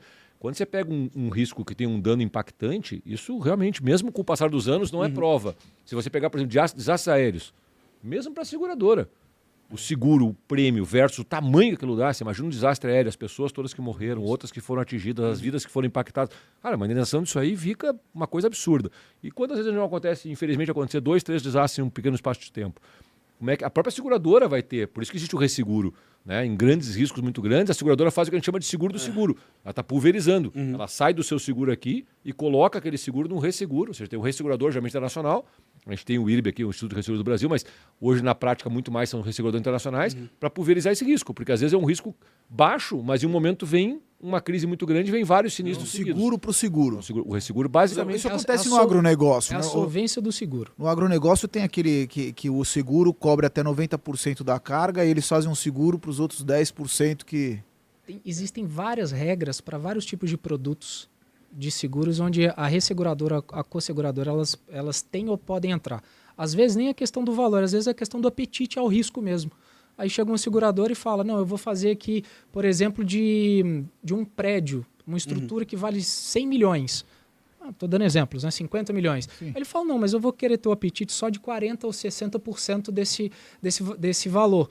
E os outros, e o valor restante, para atingir o 100%, ele vai buscar no mercado. Só que a gestão da pólice, a responsabilidade, é 100% da seguradora. Aí no caso da sinistralidade, ou no caso da solvência, da liquidação de um sinistro, aí ela chama a resseguradora para arcar com isso. E o delta também do prêmio, né? Vou fazer uma pergunta que parece trivial. Existe seguro caro? Caro não. Existe seguro que não foi muito bem precificado. Completamente diferente. É quando a gente falou assim, quanto melhor a minha análise de aferição do risco, geralmente melhor o seguro fica e mais real ele fica. O exemplo do agro, que eu comecei a falar lá, era um exemplo bem básico disso que eu estou dizendo. Quando a gente tinha o seguro do agro há alguns anos, que era parecido com o do automóvel lá de 1990, que era uma coisa muito simples, né? Que eu falei, o Cadete 2097. O agro também era assim. Durante algum tempo, você fazia seguro de agro, era basicamente assim. Não importa se plantava algodão, banana, soja, era seguro de agro. De uns anos para cá, já uns bons anos, as seguradoras foram entender muito mais as mazelas que um agricultor enfrenta. E nós vivemos num país de dimensões continentais e de condições climáticas extremamente variadas. Então, você passar uma régua numa economia de agricultura do Brasil é um absurdo. Então, o que aconteceu dos últimos anos para cá foi esse entendimento mais aprofundado do risco. Para quê, sobretudo? Para eu garantir aquilo que o agricultor precisa e, mais do que isso, não garantir o que ele não precisa. Porque se eu garanto algo que ele não precisa, eu só estou encarecendo. Porque se eu trato aquilo como algo hipotético, eu vou ter que ter um prêmio correspondente. Explico. Por exemplo, quem planta uva no Rio Grande do Sul tem medo de geada. Quem planta uva na Bahia não tem medo de geada. Por que eu vou ter uma cobertura de geada? Porque se eu colocar a cobertura lá, vai ter que ter uma parte do prêmio correlata a ela. Então, de novo, quanto mais eu entendo o que é o teu risco e o que tu não está preocupado, melhor eu precifico. O preço fica mais adequado. Então, o seguro mal feito, Então, que traga coberturas que eu não preciso, vai encarecer e eu não vou utilizar. E aí, no caso do agro, o cara que tem uma plantação de uva na Bahia vai pagar mais barato o seguro do que o... Não, ele talvez tenha outras intempéries que lá existem, que aqui não existem. Não necessariamente mais barato, mas ele vai garantir aquilo que realmente o preocupa. Então, imagina que lá na Bahia talvez mas tenha não um risco por de produto, pragas não mais por... elevado para algum tipo de cultivo. Ele vai ter aquela cobertura que também vai ter o seu custo. Quero dizer que quando a linha do seguro de risco fica muito genérica, e isso geralmente está atrelado ao desconhecimento do risco em si, então tu passa uma régua e coloca a cobertura para tudo. Mas tu está pagando aquela cobertura para tudo. E boa parte tu não vai usar. E o importante é que tenha seguro para aquilo que tu realmente vai usar. E entender até o que aumenta ou diminui o custo do seguro. Eu vejo muito isso no seguro de automóvel, que é um exemplo também mais banal, para o pessoal compreender melhor. Muita gente faz seguro para terceiros com valores baixos. O custo da cobertura de terceiros, danos materiais ou corporais do terceiro, É ínfimo. ele aumenta muito pouco. Você tem lá uma cobertura de 100 mil reais, você quer passar para 200, aumenta a 70 reais, 80 reais. Tem um Se autor o corretor não americano, explica, né? o nome dele é Michael Porter, ele fala, não existe nada caro, não existe produto caro. Existe um produto necessário, existe outro essencial e existe o supérfluo. Então, a análise de aquisição ela tem que passar por esses 3 pontos. Quando eu perguntei se existe seguro caro, por exemplo, você fazer um seguro de joias para produtos de luxo, né? Um carro de luxo, alguns carros no Brasil eles não podem ser segurados, né? Teve uma importação de um carro da Aston Martin que chama Valkyria, um carro de 30 milhões de reais. E nenhuma seguradora no Brasil quis fazer essa pólice. Eu não vou assumir essa bronca. Então é um exemplo extremo, mas algumas operações aqui no Brasil de joias, elas não são seguradas, não tem a pólice. O mercado de luxo no Brasil, ele passa por uma dificuldade exatamente de conversão das políticas de seguro das multinacionais que não querem emitir uma pólice para o mercado brasileiro.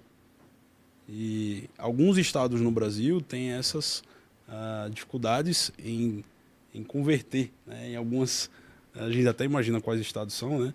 Em algumas circunscrições específicas, é muito difícil, às vezes, você segurar uma residência, uma casa, ou um ativo de alto valor, né? Até em operações de logística, né? Na América Latina, especialmente aqui no Uruguai e no Paraguai, muitos caminhões eles têm o seguro não autorizado, né? Exatamente pelo grande índice de roubo, de sinistro que ocorre nessas regiões. Para o empresário, aí voltando já para um mundo mais prático, né? Que faz parte da nossa realidade, para o industrial que tem frota própria, ou para um prestador de serviço que precisa de um resseguro ou de um seguro como prestador, qual é o melhor cenário que ele pode contar? Ele pode contar com uma seguradora multinacional ou para uma seguradora regional que atua especificamente naquela região e sabe das peculiaridades, né, das especificidades daquelas rotas mais perigosas, ou se a própria seguradora pode atuar de forma consultiva sobre a melhor solução, por exemplo, para uma rota menos perigosa, ou pela escolha de uma via marítima. Tipo de produto que está sendo transportado. Rotas, o maior percentual, as rotas mais utilizadas, eles levam isso em consideração no preenchimento dos formulários. Então, a seguradora ela pode atuar tanto como um consultor, um gerenciador de risco, como também... No caso do transporte rodoviário no Brasil, é um problema seríssimo, porque a gente tem uma malha rodoviária muito grande, com uma série de defeitos e problemas que a gente sabe, e com um risco de sinistralidade muito alto. Então, isso se tornou uma necessidade. Hoje, quando as seguradoras implementam dentro do seguro de transportes o que a gente chama de gerenciamento de risco, que é uma obrigação de o segurado tem que seguir o gerenciamento de risco, o que vem nesse gerenciamento de risco, geralmente? Sim. Claro, em alguma medida é a seguradora te dando uma consultoria de o que tu não pode fazer para determinados percursos, para determinadas cargas. Então, carga de pneu é uma carga extremamente visada, né? E eu vou transportar nesta rota. Esta rota aqui eu sei que ela é uma rota que vai passar 10 vezes onde eu saltar 11. Ninguém vai dar seguro para isso, exceto quais são os... Aí tem vários mecanismos hoje. A obrigatoriedade de rastreio, a questão de contratar uma empresa gerenciadora, uma empresa que vai ficar fazendo todo o acompanhamento para ti, uma gerenciadora de risco que a seguradora mesmo indica. Hoje tem o sistema de iscas que eles colocam na carga, ou seja, para tu, se o cara roubar a carga, tu vai conseguir localizar aquela carga onde está. E aí por aí tem situações até de necessidade ou caminhões em comboio, porque isso traz um pouco mais de segurança. Escolta. Ou escolta armada. Tem situações, tem cargas que só vai poder transportar ou com carro de escolta ou com helicóptero em cima vigiando. Então, quando tu fala assim... Com essas medidas, a pólice é emitida... A pólice é emitida... Sobre essas condições restritivas. Exato, as condições restritivas. E no caso do transporte, o gargalo do judiciário é um pouco mais apertado. Assim. Nos seguros convencionais, eu sempre digo assim, o segurado comete erros. E em alguma medida eu digo, eu faço seguro para cometer erro. Então por que a gente fala nos seguros muito agravamento de risco? O que é agravamento de risco? Quando tu tornou o risco maior do que ele era pela tua própria conduta, né? Bom, isso tem que ser levado de uma maneira muito delicada. Assim, realmente, quando o segurado aumenta o risco de forma, primeiro, intencional, daí ele está errando mesmo, ou realmente por um descuido desmedido. Não vai ter cobertura porque ele agravou o risco. Mas veja, num seguro automóvel, por exemplo, eu passo, me distraio e passo sinal vermelho. E aí bato meu carro. Vão cobrir ou não vão cobrir? Vão cobrir. Mas não houve agravamento de risco logo que eu passei no sinal vermelho? Houve. Mas ele é entendido como aquilo é algo natural. É para isso que eu fiz o seguro. Eu me distraí. Eu não vi o sujeito parou na minha frente de forma repentina e bati atrás dele. Teve uma distração ali? Teve. Isso agravou o risco? Agravou. Mas vai ser coberto. Quando tu fala transporte de carga, a restrição é um pouco maior, porque se entende que aquele transportador é um cara que se dedica a isso. A atividade empresarial dele é transportar as mercadorias com segurança. Então ele tem que ter um pouco mais de compromisso. Ele não é o Ricardo que vai ali e largou o carro num lugar um pouco perigoso porque não se deu conta que ele era perigoso. O caminhoneiro vai ter, o transportador vai ter que ter essa preocupação. Essa rota aqui não tem como fazer. Porque realmente, se não for essas restrições não forem implementadas, é um seguro que terminaria. Então quando fala tem seguro caro, Eu penso que, em primeiro lugar, Existe uma colaboração o seguro, uma entre vez todos entendido para que o risco, aconteça o seguro. Né? pode acontecer para tudo. Eu Sim. penso que seguros cabe em qualquer situação, desde que eu consiga delimitar bem o risco intelectual. Claro, existem exceções, por exemplo, situações de ilicitude, não tem cobertura para... Aliás, os contratos em gerais não podem ter um objeto ilícito. Então, logicamente, algumas regras hoje, a própria lei de anticorrupção, por exemplo, hoje faz um seguro de uma residência, salvo engano, não tem cobertura para joias dentro de casa, para bebidas alcoólicas, para armamento. As joias, provavelmente, porque também é difícil você comprovar. O cara tem lá 10, 15 relógios caros em casa. Obras de arte. E objeto Porque impossível. aqui foi roubado, se São foi situações... roubado. Então, assim, até pela própria lei de Mas é anticorrupção tem algumas questionamento restrições que se implementam valor. e por isso alguns seguros não são comercializados. Mas, via de regra, qualquer risco, uma vez bem identificado, eu consigo precificar um prêmio e colocar o seguro para funcionar. Existe seguro de êxito? De resultado? Existem os contratos de performance bond, né? Sim, os performance bond, os seguros que estão vinculados à performance e ao resultado final garantido pelo objeto do contrato. Mas assim, falar, eu tive um êxito maior do que estava cometido no seguro, do que estava cometido no contrato. Maravilhoso. Ambos os lados, contratado e contratante, estão felizes. Eu tive uma performance em questão de tempo, em questão de entrega, em questão de qualidade de produto, entrega de serviço. Aí normalmente, vai sofrer uma multa, uma penalização, o que quer que seja. Você tem uma responsabilidade que você não entregou. Aí sim, o seguro garantido vai entrar nesse momento, o performance bond vai entrar nesse momento, mas ele não vai cobrir 100% do dolo. Ele vai ter, aí as regras, né, as leis hoje, vinculam de 5% até no máximo 30% do valor do contrato. Para amenizar o prejuízo. É simplesmente para fazer o seguinte, para você restabelecer a condição inicial, você que sofreu esse dolo, e você teoricamente fazer o quê? A recomposição, entrar com um processo contra quem errou, mas também você refazer um novo contrato, uma nova situação, uma nova prestação de serviço, ou ter tempo, né, para poder... conseguir cobrir esses, a gente fala no termo geral, esse prejuízo indenizável. Então, nesse momento, esse seguro garantia é um seguro muito bom. É um seguro teoricamente barato, dá um entendimento médio no mercado. As empresas que têm contratos grandes, elas não entendem muito a fundo isso, elas vão aquele Ctrl-C, Ctrl-V. Peguei um contrato antigo, coloquei isso, coloco de novo, não entendem a diferença. Hoje eu estava em uma empresa de uma repartição pública, tá, com valor de mercado de bilhões, e eu estava dando hoje uma consultoria exatamente vinculada ao entendimento como eles deveriam se postar dentro das licitações a respeito do seguro-garantia. E também como funcionam as circulares da SUSEP e as leis vinculadas. Então, assim, eles não têm esse nível de entendimento. Tá? Então, é importante esse tipo de proteção relacionada a esse tipo de seguros, tá, de necessidade e êxito. Agora, só voltar um pouquinho, você perguntou, existe seguro caro? Eu falei, sabe qual que é o seguro mais caro? É aquele que aconteceu o sinistro e você não tinha proteção. Perfeito. Esse é o seguro mais caro. Esse é o caro mesmo. Tá? É aquela situação que a gente fala, se você soubesse, quando você fosse bater o carro para poder ter um seguro, o que você faria? Você entraria nesse carro? Não. Você colocaria o cinto? Não vou nem sair, vou bater. Nós sempre trabalhamos o delta do seguro. Por isso que eu falo, isso aí é do especialista, do consultor que vai falar com esse cliente para ele entender qual que é. Não se pode só precificar contratação e emissão de apólice através de custo. Perfeito. É muito mais a longo.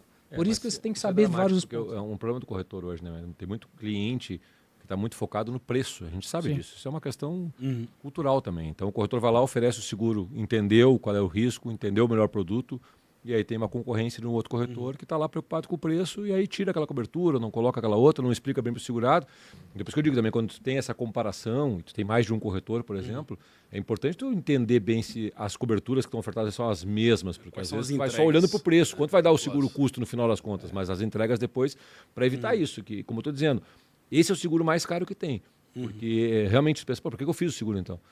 Né? Se aquilo que eu realmente estava preocupado, de repente desde a origem, não tinha cobertura para aquilo.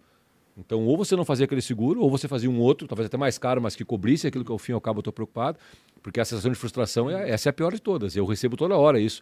Clientes segurados que, quando chegou no momento que eles finalmente precisaram, ou infelizmente precisaram, aí que eles vão descobrir que, na verdade, não. Aquele seguro não era para... O cara fica meio que numa situação, como encontrar a melhor corretora, como encontrar uma melhor solução, aquele que vai instruir ele da melhor forma. Eu vou mais a fundo nesse comentário na sua pergunta. Olha que interessante. Vocês têm ideia do porquê que que os seguros nos Estados Unidos e no Japão são infinitamente mais baratos do que o Brasil? São 5 pontos. Primeiro, cultura. Segundo, lá se faz uma média de 8 a 10 apólices de seguros para pessoa física. Você paga, você tem essa apólice vigente por muito mais tempo. Então lá a média de uma apólice, por exemplo, de seguro de vida gira em torno de 40 a 45 anos.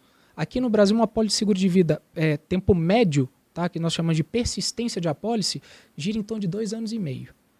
Nós estamos falando de um custo operacional. Esse contrato é aquele de fidelidade, o cara fica... Não, é porque o brasileiro simplesmente cancela. Ele muda. Ele fala, nesse exemplo, por exemplo, do seguro de vida, não, fala, eu tô reformando agora minha casa e aí eu tô apertado. Não dá. Meu 13º eu gastei na viagem, seguro aqui, eu vou cancelar. Reza para não morrer nesse ano. Não vou morrer esse ano. E eu escutei isso, eu falo porque que eu me adentrei depois de alguns anos dentro do segmento protetivo. Foi porque boa. Eu escutei não vou morrer esse ano, então cancela o seguro. Mas você sabe que eu escutei isso do meu pai 30 dias antes dele se ausentar? E ele cancelou um seguro de vida que daria total tranquilidade para a família, e eu com 17 anos. E é exatamente esse sentimento que eu levo hoje para os meus segurados, os meus empresários, os meus clientes, falando, não adianta, a proteção é hoje. A gente torce para nunca precisar, mas lá na frente, se precisar, você tem que estar resguardado. E aí, voltando ao questionamento, a gente está falando de cultura, nós estamos falando que lá muito mais gente faz o seguro, então o conceito de mutualismo, o que acontece com o custo nominal? Se muito mais gente adquire esse produto, mais barato, a precificação fica menor. As pessoas pagam por mais tempo porque o produto é barato, desde pequeno. Se completa, cresceu alguma coisa na tua vida, você hoje está solteiro, ficou casado, você vai lá e faz uma apólice. Hoje eu vou ter uma empresa, comprei mais um private equity, consegui um equity de mais alguma coisa, aumentei meu patrimônio pessoal, líquido, imobilizado, vou lá, faço mais um tipo de proteção. Tem um contrato melhor, vou fazendo mais um tipo de apólice de seguro garantido, por exemplo. Então ele vai sempre se rodeando em relação a isso. Por isso que lá nos Estados Unidos não existem corretores, existem advisors de seguros. Porque vai muito além. Brokers, são advisors. Que aqui no Brasil é considerado algo muito distante, né? Só para as resseguradoras, nada. Lá é comum. Igual o médico da família, existe o analista, o consultor de seguros da família. E aí a gente vai para o quinto. Por quê? O custo operacional, as empresas, como recebem muito mais, um controle muito mais assertivo do que da precificação, dos sinistros, aí o que acontece? O custo operacional deles é muito mais baixo. Então essas 5 características fazem que os seguros lá valham muito mais a pena por cultura, por vantagem, e aqui no brasileiro a gente sempre faz. Aconteceu qualquer coisa, lembra, persistência média de 2 anos e meio. Então assim, se não for uma necessidade, teu seguro caro é aquele seguro que provavelmente você ou não vai ter ou vai ser dimensionado da forma correta. Essa cultura brasileira, ele pensa, como eu falei, quando ele fala assim, ó, tenho e não usei, esse é o primeiro ponto, né? O sujeito pensa assim, poxa, eu tenho seguro do meu carro há 10 anos, eu pago R$7.000. Eu já gastei 70, é isso que ele pensa. Né? Poxa, eu já podia ter até batido o carro, roubado, que eu estava indo no lucro. Só que ele não pensa nessa questão, não é para isso que você faz seguro de novo, você faz essa questão desse custo para uma eventualidade, para algo que você não deseja, não espera, não quer, e acontece. O seguro de vida é muito isso, eu vejo... Geralmente as pessoas acabam, em vez... Nos Estados Unidos o cara faz já desde cedo, enfim, mas aqui no Brasil, geralmente, esse período de 2 anos e meio é quando o cara tem um filho. Geralmente o cara fica com medo, pô, tem um filho agora, se eu morrer, como é que fica? Aí o cara faz. E basicamente fica uns tempos ali, mas é bem isso. Chegou na hora de reformar a casa, acho que esse ano não vou morrer. Tem a questão do poder econômico, né? Japão, sim. América, ou você tem uma estabilidade econômica da família. Nos Estados Unidos nem tanto, mas no Japão bem mais, melhor, né? O poder da moeda é muito maior. Você está completamente certo, até porque a seguradora que compra risco para médio e longo prazo, ela tem muito mais visibilidade, muito mais estabilidade. Isso também faz com que o preço caia. Caindo o preço e você... como hoje, como cidadão, tendo potencial de compra através dos teus ganhos, te facilita, óbvio, até adquirir esses seguros. Só que vai além disso, né? Vai além principalmente da cultura. E olha que interessante no ponto de vista de mercado e praça. A boa-fé do brasileiro. Eu não vou boa-fé do brasileiro. Esse ano eu não vou morrer. O brasileiro dá o jeitinho, ele sempre... O brasileiro, ele é marcado pesadamente pela capacidade de readaptação. Mas por que isso? Porque ele precisa cair para precisar readaptar. Esse é o problema. Então lá fora, Estados Unidos, principalmente Estados Unidos e Japão, que são, literalmente, eles são o topo vinculado na área de insurance, quando você fala assim, eles até caem. Só que antes de cair, eles batem na proteção em volta, no colchão em volta. Disciplinados, são mais Sempre, disciplinados. Né? sempre, A gente estava conversando hoje isso, o Fábio também é do jiu-jitsu, como eu, e a gente estava conversando isso, porque no Brasil você tinha o jiu-jitsu e você começava a treinar jiu-jitsu e você não sabia quando você ia pegar sua faixa Nos preta. Estados Unidos tem um waiver. É. A figura do waiver, né? Aí quando o jiu-jitsu começou a ir para os Estados Unidos, e muitos americanos começaram a praticar o jiu-jitsu, começou a seguinte pergunta: mas quando que eu vou pegar minha faixa preta? Porque eu estou começando a pagar sua academia hoje. Eu vou ficar quanto tempo com você? Então aqui a gente tinha casos de caras que ficavam 15 anos para pegar a faixa preta, outro pegava em 10, outro demorava 20. Aí lá o cara, não, se eu começar vai assim, e agora é de 2 em 2 anos o cara troca de faixa. Entendeu? Então, fica Tem definido. seus lados negativos, mas deixou a coisa mais organizada. E é muito do americano. Eu preciso ter se eu for disciplinado aqui, em quanto tempo eu vou alcançar o que eu quero? Sim. Que acho que envolve essa disciplina do seguro. O André teve uma experiência pessoal que ele treinou jiu-jitsu no Bahrein, no Emirados Árabes, e a experiência comparando até com o Brasil e os Estados Unidos, né? A gente já viajou para competir, eu viajei para competir também jiu-jitsu nos Estados Unidos, e lá você tem que assinar, que a gente estava conversando, o waiver, né? Que é um termo de isenção de responsabilidade dos promotores do evento ou da academia que você vai treinar.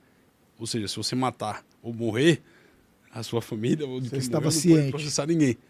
Então, aqui no Brasil a gente não tem essa figura da isenção de responsabilidade de terceiro como existe nos Estados Unidos. É verdade. Exatamente por conta da presença das seguradoras, que caso você não assine um waiver, a seguradora não cobre o eventual prejuízo que o evento teve. Aqui no Brasil é só os pesos. Eu não sei quem infartou, poxa, A gente que vai pena. treinar aí outras Não vai poder treinar amanhã. Mas sabe por que eles fazem isso? Porque, por exemplo, a academia, nesse caso, ela tem algum tipo de apólice muito bem definido. Perfeito. O que pode e o que não pode. O que é coberto e o que é excluído. Então, no momento que ela fala, caso eu passe por algum evento aqui dentro, pessoas externas, papapá. Opa, se não tiver o termo, é negação de pagamento de benefício. Então é o seguinte, quem entrar aqui, meu amigo, eu não vou correr o risco de quebrar o meu negócio por conta do quê? De uma eventualidade. É muito claro para eles. Eles entendem como funciona essa pegada, essa leitura, o que pode e o que não pode. É simples. E culturalmente, Augusto, você falou aqui no Brasil, o corretor, nos Estados Unidos, seu advisor, né, o conselheiro, o consultor. Lá nos Estados Unidos, quando o advisor atua, ele tem o seu success fee. Certo. A taxa de sucesso, né? Certo. Aqui no Brasil, o corretor tem a comissão. Sim. Ou agravamento da comissão também, tá? Então são papéis, né, bem distintos para a mesma atividade profissional. Sim. Eu acho que é exatamente a cultura, né, que é direcionada do responsável pela pólice, ele ser um conselheiro. E fazer uma boa gestão dessa análise de riscos. Aqui a gente fala no corretagem de seguros aqui, se fala muito disso também, da chamada produção podre, né? O corretor que vende muito, coloca muito seguro, mas ele também não faz análise nenhuma. Por quê? Porque geralmente o resultado dele está atrelado à simples comercialização. Sim. Vendeu o seguro, comissão. Mas ele não tem muitas vezes essa preocupação de ter uma carteira saudável, de ter feito uma boa análise, que aquela carteira realmente atenda os anseios do segurado, mas também viabilize para a seguradora que o fundo mutual fique equilibrado. É muito atrelado a isso também. A cultura acaba ficando muito por isso. Ele não tem essa preocupação de acompanhar um cliente, como ele está falando nos Estados Unidos, 20, 30, 40 anos, fazer uma análise disso ao longo do tempo. Ele quer mais vender o seguro hoje, conseguiu receber a comissão, então isso... É um pensamento pequeno, né?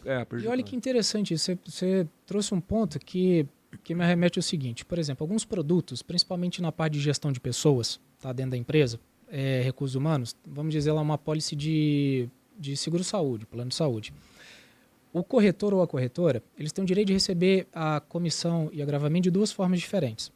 Você pode ter um percentual muito maior nos 3 primeiros meses e uma merrequinha, vamos dizer que o contrato seja bianual, tá? Uma merrequinha nos 21 meses subsequentes. Existe outra forma, que inicialmente é praticamente a mesma coisa dos 3 meses aos 21 meses restantes, correto? Então você tem uma linearidade de comissionamento. O que 99% das corretoras fazem? Antecipa. E esse é o que nós chamamos de agravo. Então você antecipa a tua comissão percentual maior. Com o deságio? Na verdade, com o ágio, né? Nesse momento é ágil. O deságio vem depois na quarta até a 24ª parcela, que aí ele ganha uma comissão muito menor. Aí ela já é chamada de comissão. Aí o que acontece? Está errado. Nas minhas abordagens junto às empresas, eu ainda falo, deixa eu te explicar como que eu ganho dinheiro ao longo da tua apólice, pela longevidade da tua apólice. Eu poderia estar ganhando aqui, 3 meses, virar as costas e falar, amigo, obrigado, eu tenho que buscar agora outro cliente para poder ter esse agravo desses 3 meses iniciais. Eu quero você aqui pelas renovações. Então, eu linearizo a minha comissão, que teoricamente, no quesito custo-tempo, é praticamente a mesma coisa, só que a cultura do acompanhamento da longevidade na parceria, na proximidade com o cliente é completamente diferente. E, pasmem, quando o cliente descobre isso, eles caem o queixo. Fala, é mesmo que é assim? Ah, então por isso que depois que ele fez, o que aconteceu? Sumiu. Quantas vezes a gente escuta? Aí ele fez uma apólice, o que aconteceu? Sumiu. Mas daí também vai dar falta de ética do corretor, Mas né? é a regra do jogo. Eu estou falando aqui de cultura. Hoje, o segmento de seguros ele tem um potencial de crescimento absurdo. 7% do PIB, nós estamos falando do PIB brasileiro. Nos Estados Unidos e no Japão, que são PIBs muito maiores, o percentual da presença de seguros lá dentro, da área protetiva, gira em torno de 15% a 18%. Nossa. É muito maior. Os dados que a gente comentava hoje mais cedo. Absurdo. Estava convertendo hoje 388 bilhões de arrecadação. Isso. Quase 200 bilhões em 2023. Um crescimento de 9%, que foi um crescimento pequeno comparado aos últimos anos, onde os seguros crescem no Brasil 3 dígitos já há muitos anos, ou seja, 10% de crescimento. E a gente pensa, mas vai crescer tanto assim? Aí quando você olha para o mercado de fora, está começando a crescer. E é interessante, porque você vê que esses números mostram que o seguro está conectado a todos os setores da sociedade, né? Sim.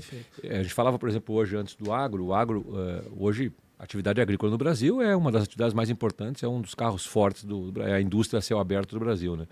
E eu dizia, os seguros foi percebendo essa necessidade, e aí por políticas públicas também isso foi fomentado nos últimos anos, que é o chamado PSR, que é o plano de subvenção do governo federal, ou seja, o governo federal paga uma parte do prêmio de seguros. E aí tem que vir a pergunta, por que o governo federal paga o prêmio do agricultor, do seguro dele, e não paga do meu carro, por exemplo? Porque tem uma política pública de segurança alimentar.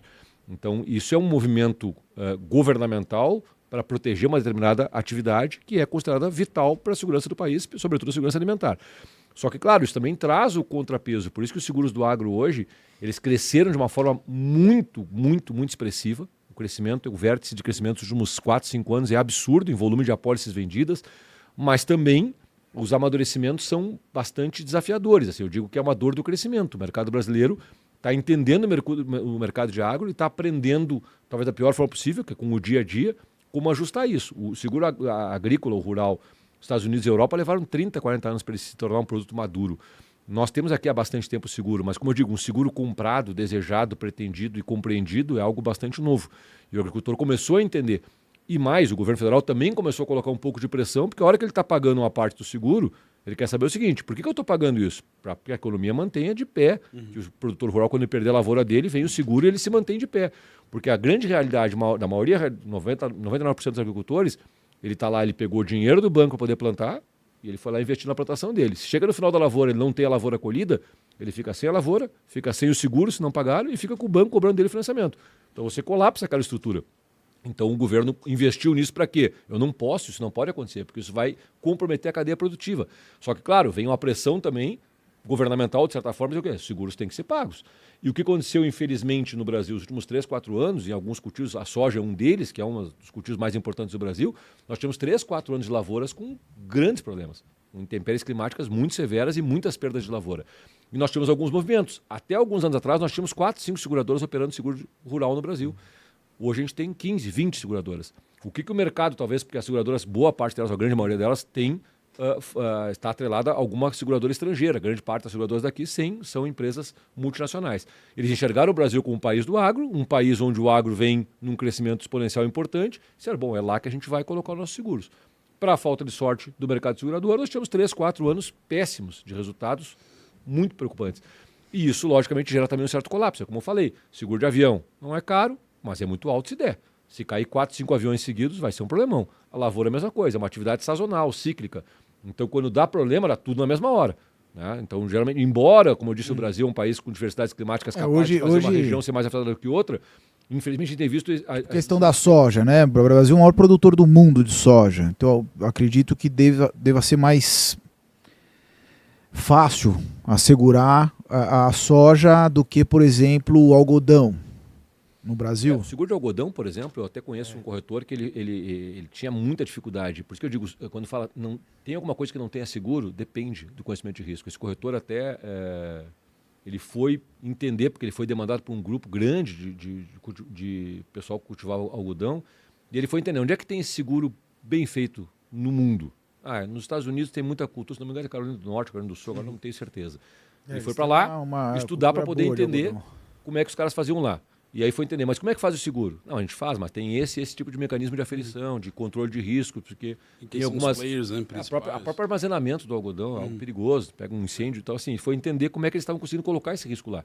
E aí viu que tinha resseguro internacional, baseado em Londres, e pegou um avião, foi para Londres também entender e estudar. Então, ou seja, se tu te dedicar a estudar aquilo, delimitar bem aquele risco, tu coloca qual é risco. Hoje o seguro do algodão é uma realidade. Traça a rota. Mas dentro do agro, realmente, assim, a gente está sofrendo essa dor do crescimento, porque...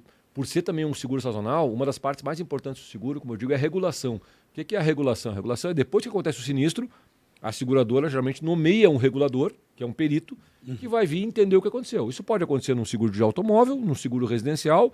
O que esse segurador vai lá fazer? Entender. Houve um sinistro? Tá, qual foi o sinistro? E no caso qual do foi agro, a causa? Estabelecer medidas preventivas, né? Com medidas preventivas também. Monitoramento via telemetria, acesso à conectividade. Mas quando a gente tem, por exemplo, o automóvel, como eu digo, não vai acontecer de todo mundo bater o carro em março. Existe uma certa linearidade, né? Pode ter uma pequena oscilação, mas no agro não. Carnaval. Se der problema na lavoura, carnaval talvez. Se der problema na lavoura, Perigoso. é ali, é janeiro, a soja, janeiro, fevereiro, quando dá problema, dá ali e dá em muita lavoura ao mesmo tempo. Então o mercado foi com muita sede ao pote para vender seguros de uma forma mais exponencial, mas não estava tão preparado para atender quando os problemas acontecem. Porque quando tem um sinistro, tem que mandar um regulador para lá, geralmente um agrônomo, para entender o que está acontecendo, qual foi a intempérie, qual é o problema que tem, para liberar, inclusive, o produtor rural poder plantar, poder colher, que é outro problema, porque a seguradora fala, não pode colher enquanto não for aí fazer a vistoria. Só que às vezes demora para ver a vistoria, ele tem que colher, porque se ele não colher, passa do ponto, ele perde a lavoura. Então criaram-se alguns problemas que eu digo, são normais pelo crescimento muito exponencial de um ramo de seguro específico. Então, assim, é dor do crescimento.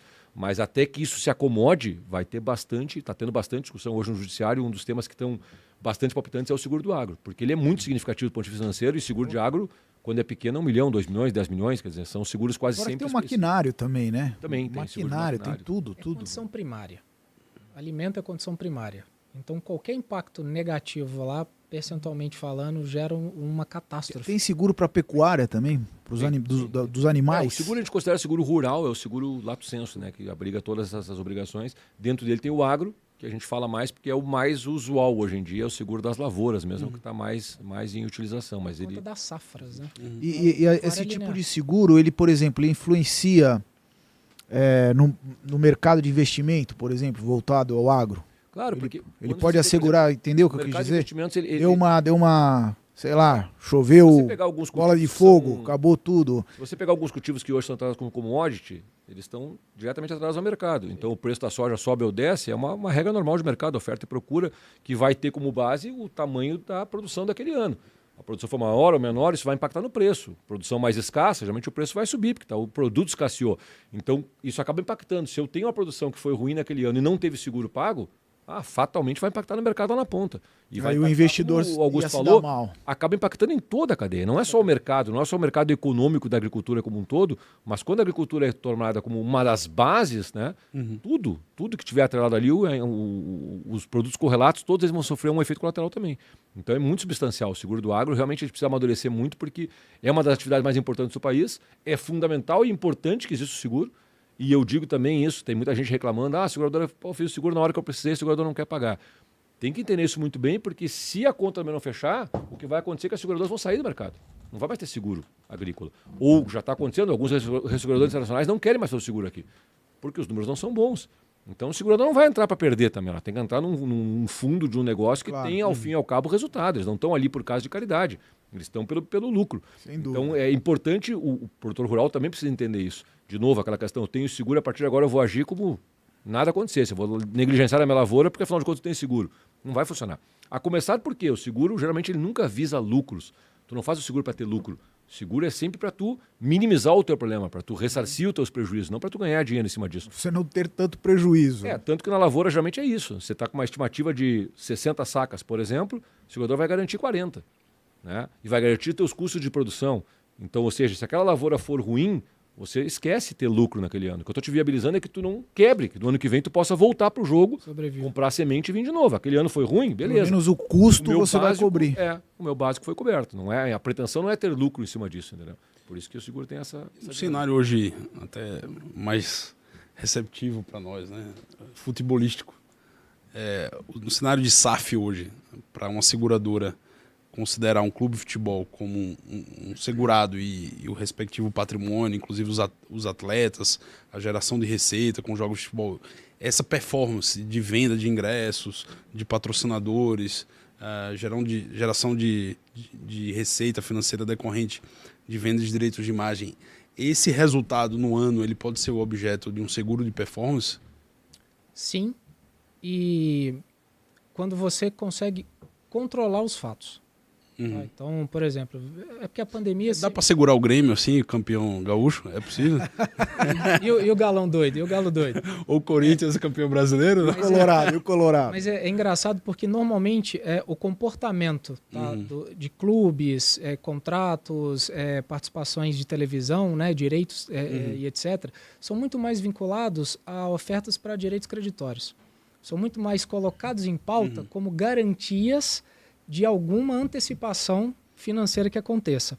Então, para você colocar uma proteção através de um seguro, onde ele já está sendo atrelado como uma garantia ou uma antecipação em uma outra ferramenta... Do sacado, né? Exato. Perfeito. Normalmente não dá aceitação. Mas sim, pode ser feito. Agora, a questão das SAFs é um ponto importante, porque dependendo qual for... Eu estava questionando isso com um grande amigo meu lá de Belo Horizonte, que ele tem um cargo de C-Level numa empresa que está muito próxima ao Atlético Mineiro. E participou lá da construção da SAF. E olha que legal. Qual é o problema da gente poder buscar e conseguir proteções muito claras? Ninguém ainda, o jurídico, a parte legal, tributária, fiscal, contábil, não está claro como funciona as regras e a lei da SAF. E as leis da SAF. Então, assim, se não tem embasamento jurídico, como que uma seguradora vai comprar um risco ou como que um segurado vai pagar por uma proteção através de um prêmio e um risco que você não sabe como é que vai ser analisado juridicamente? Perfeito. Dentro desse cenário, teve até a questão das bets, né? Algumas foram multadas, né? Pelo CAD. As bets são aquelas empresas de apostas que surgiram, né? E vários clubes de futebol no Brasil estão sendo patrocinados por essas empresas. Teve aquele escândalo de jogadores que estavam fazendo... Vários influencers estão sendo investigados. 90%. Pela promoção, né, de eventuais práticas indevidas. Então, dentro desse cenário, por exemplo, sobre direitos de imagem de influenciadores ou até um jogador de futebol, né? Teve o caso do Ronaldinho Gaúcho lá, prestando depoimento na CPI em relação à imagem dele que foi veiculada a uma empresa, né, de aposta esportiva.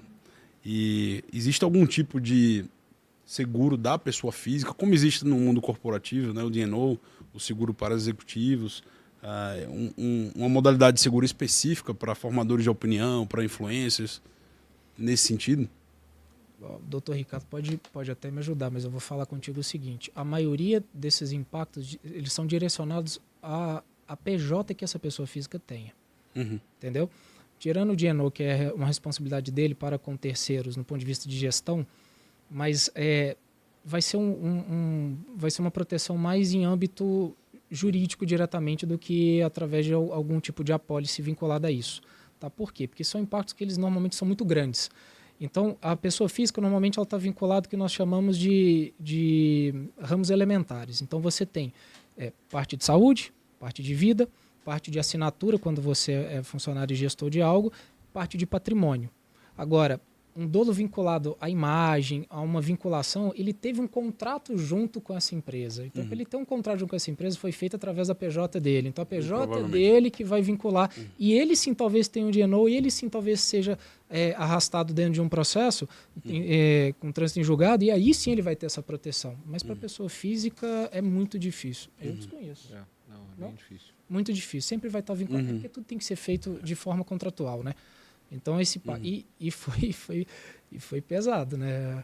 O que ele passa lá, a gente imaginar... Espero que isso não esteja acontecendo dentro do São Paulo Futebol Clube, porque senão eu vou processar o clube, hein, meu?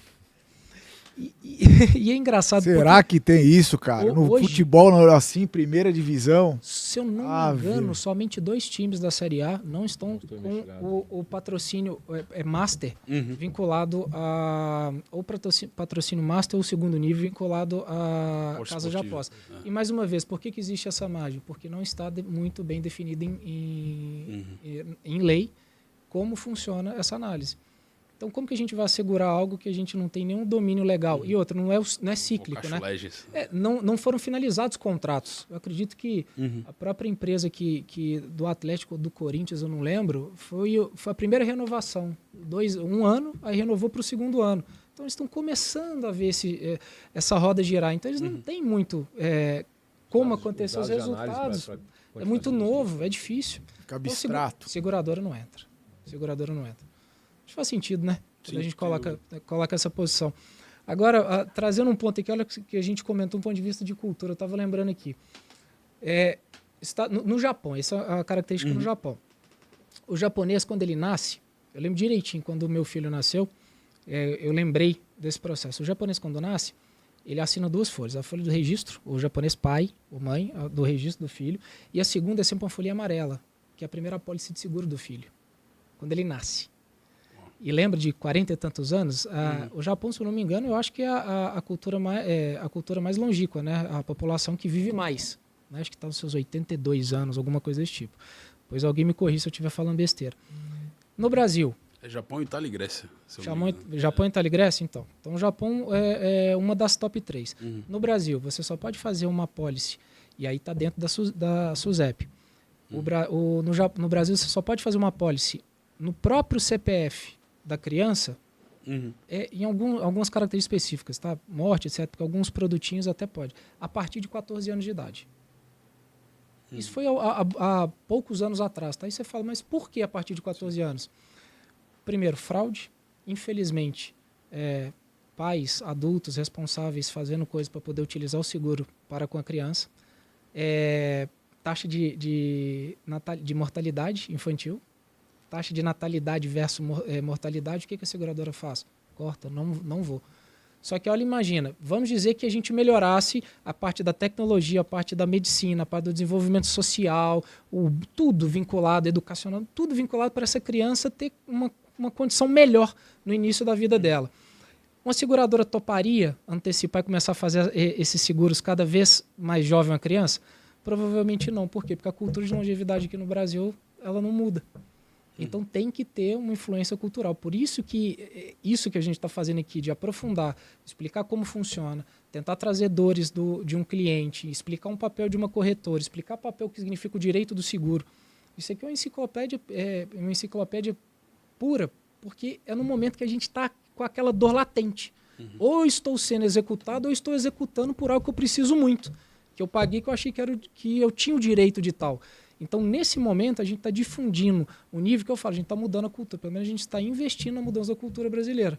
Bom, enfim, se você é um assegurado e você fez um acordo lá com o banco, ou seja lá o que for, e no momento o banco ou quem você tenha contratado falar, não é bem assim, porque tinha linha, procura Dr. Ricardo. Não, procura um advogado especialista, eu sou um deles, mas o que eu aconselho, eu digo sempre... Assim como na medicina, aliás, na medicina tem, mas na advocacia não tem clínica geral. Essa é uma preocupação que eu sempre tenho. Então, realmente, o que eu tenho tentado nos últimos anos fomentar é que outros advogados também atentem para esse mercado, entendam que é um mercado extremamente carente por profissionais, é um mercado pujante porque os valores envolvidos, se a gente pegar esse dado que a gente está vendo aí, 400 bilhões de arrecadação de seguros, 200 bilhões de indenizações pagas, se a gente colocar um dado aí de 5% não pago, e que talvez sejam discutíveis, nós estamos falando de 10 bilhões de reais por ano. Isso está todo ano renovado, porque todo ano renova os seguros, todo ano vem para a mesa. Não é pouca coisa para a gente considerar o pequeno número de advogados que tem hoje dedicados a isso. Então eu penso que é um mercado extremamente interessante para os advogados.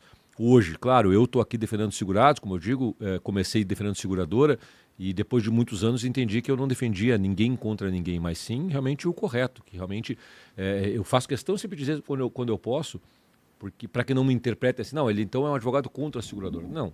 Primeiro porque eu trabalhei em seguradora e posso te dizer de conhecimento de causa, a seguradora paga 95% das situações silenciosamente e é maravilhoso você ver isso acontecer. Como o Augusto falou aqui, poxa, meu pai não tinha. Eu vi muito isso acontecer com pessoas que deixaram esse seguro, o impacto que isso tem na família. Na hora que está perdendo um ente querido, pô, tem uma pólice de seguros aqui. Ou o cara perdeu a casa lá que pegou fogo, está aqui o seguro. Isso é o que acontece Paga-se 95% das vezes. É que a gente trabalha em cima daquele 5% errado. Então eu estou dizendo assim, pagaram 200 bi de indenização. Poxa, que maravilha. Isso tem um retorno social tremendo para a estrutura social. Isso agora, é bom para o mercado. Aqueles 5 bi ou 10 bi que não pagam, lógico que vai ter desgaste, vai ter discussão, só que não é porque eu trabalho na caixa de ressonância onde eu só mexo quando dá problema que eu vou ignorar o fato de que é um mercado fantástico. Eu sou apaixonado pelo mercado de seguros, eu tenho muito respeito pelas seguradoras, tem coisa errada? Tem, mas as discussões muitas são necessárias por amadurecimento mesmo.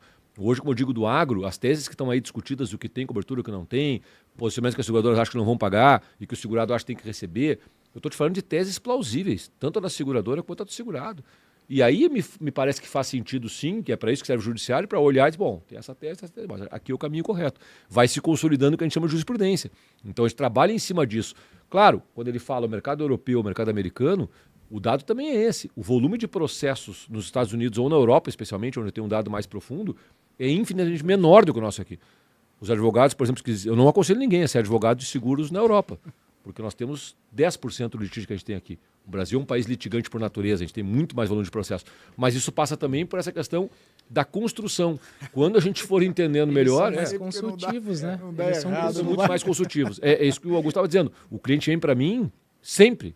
E não porque eu deseje, quando tem o problema oposto já. Significa não pagar a indenização. Agora eu preciso resolver.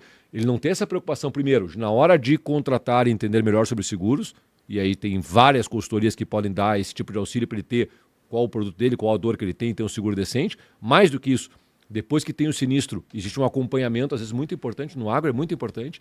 Eu digo sempre que boa parte dos conflitos existentes surgem depois. Quer dizer, o sinistro já aconteceu, quer dizer, o carro já foi roubado, a casa já pegou fogo, a lavoura já sucumbiu. Até então não tinha problema. E na regulação surgem problemas. Então a gente também presta um trabalho como escritório para acompanhar o segurado na hora que o sinistro aconteceu. De novo, a boa-fé é muito importante, mas muitas são as vezes que o segurado, ao prestar as declarações dele lá, naquele momento ele está perdendo a cobertura. Exatamente pelas respostas que ele está colocando, que às vezes é uma incompreensão. Às vezes é realmente um preciosismo da seguradora que usou um termo que ele colocou lá. Mas então, eu peguei um caso bobo mesmo, que tanto acabou sendo solucionado pela seguradora, mas o sujeito colocou no aviso sinistro lá que ele foi...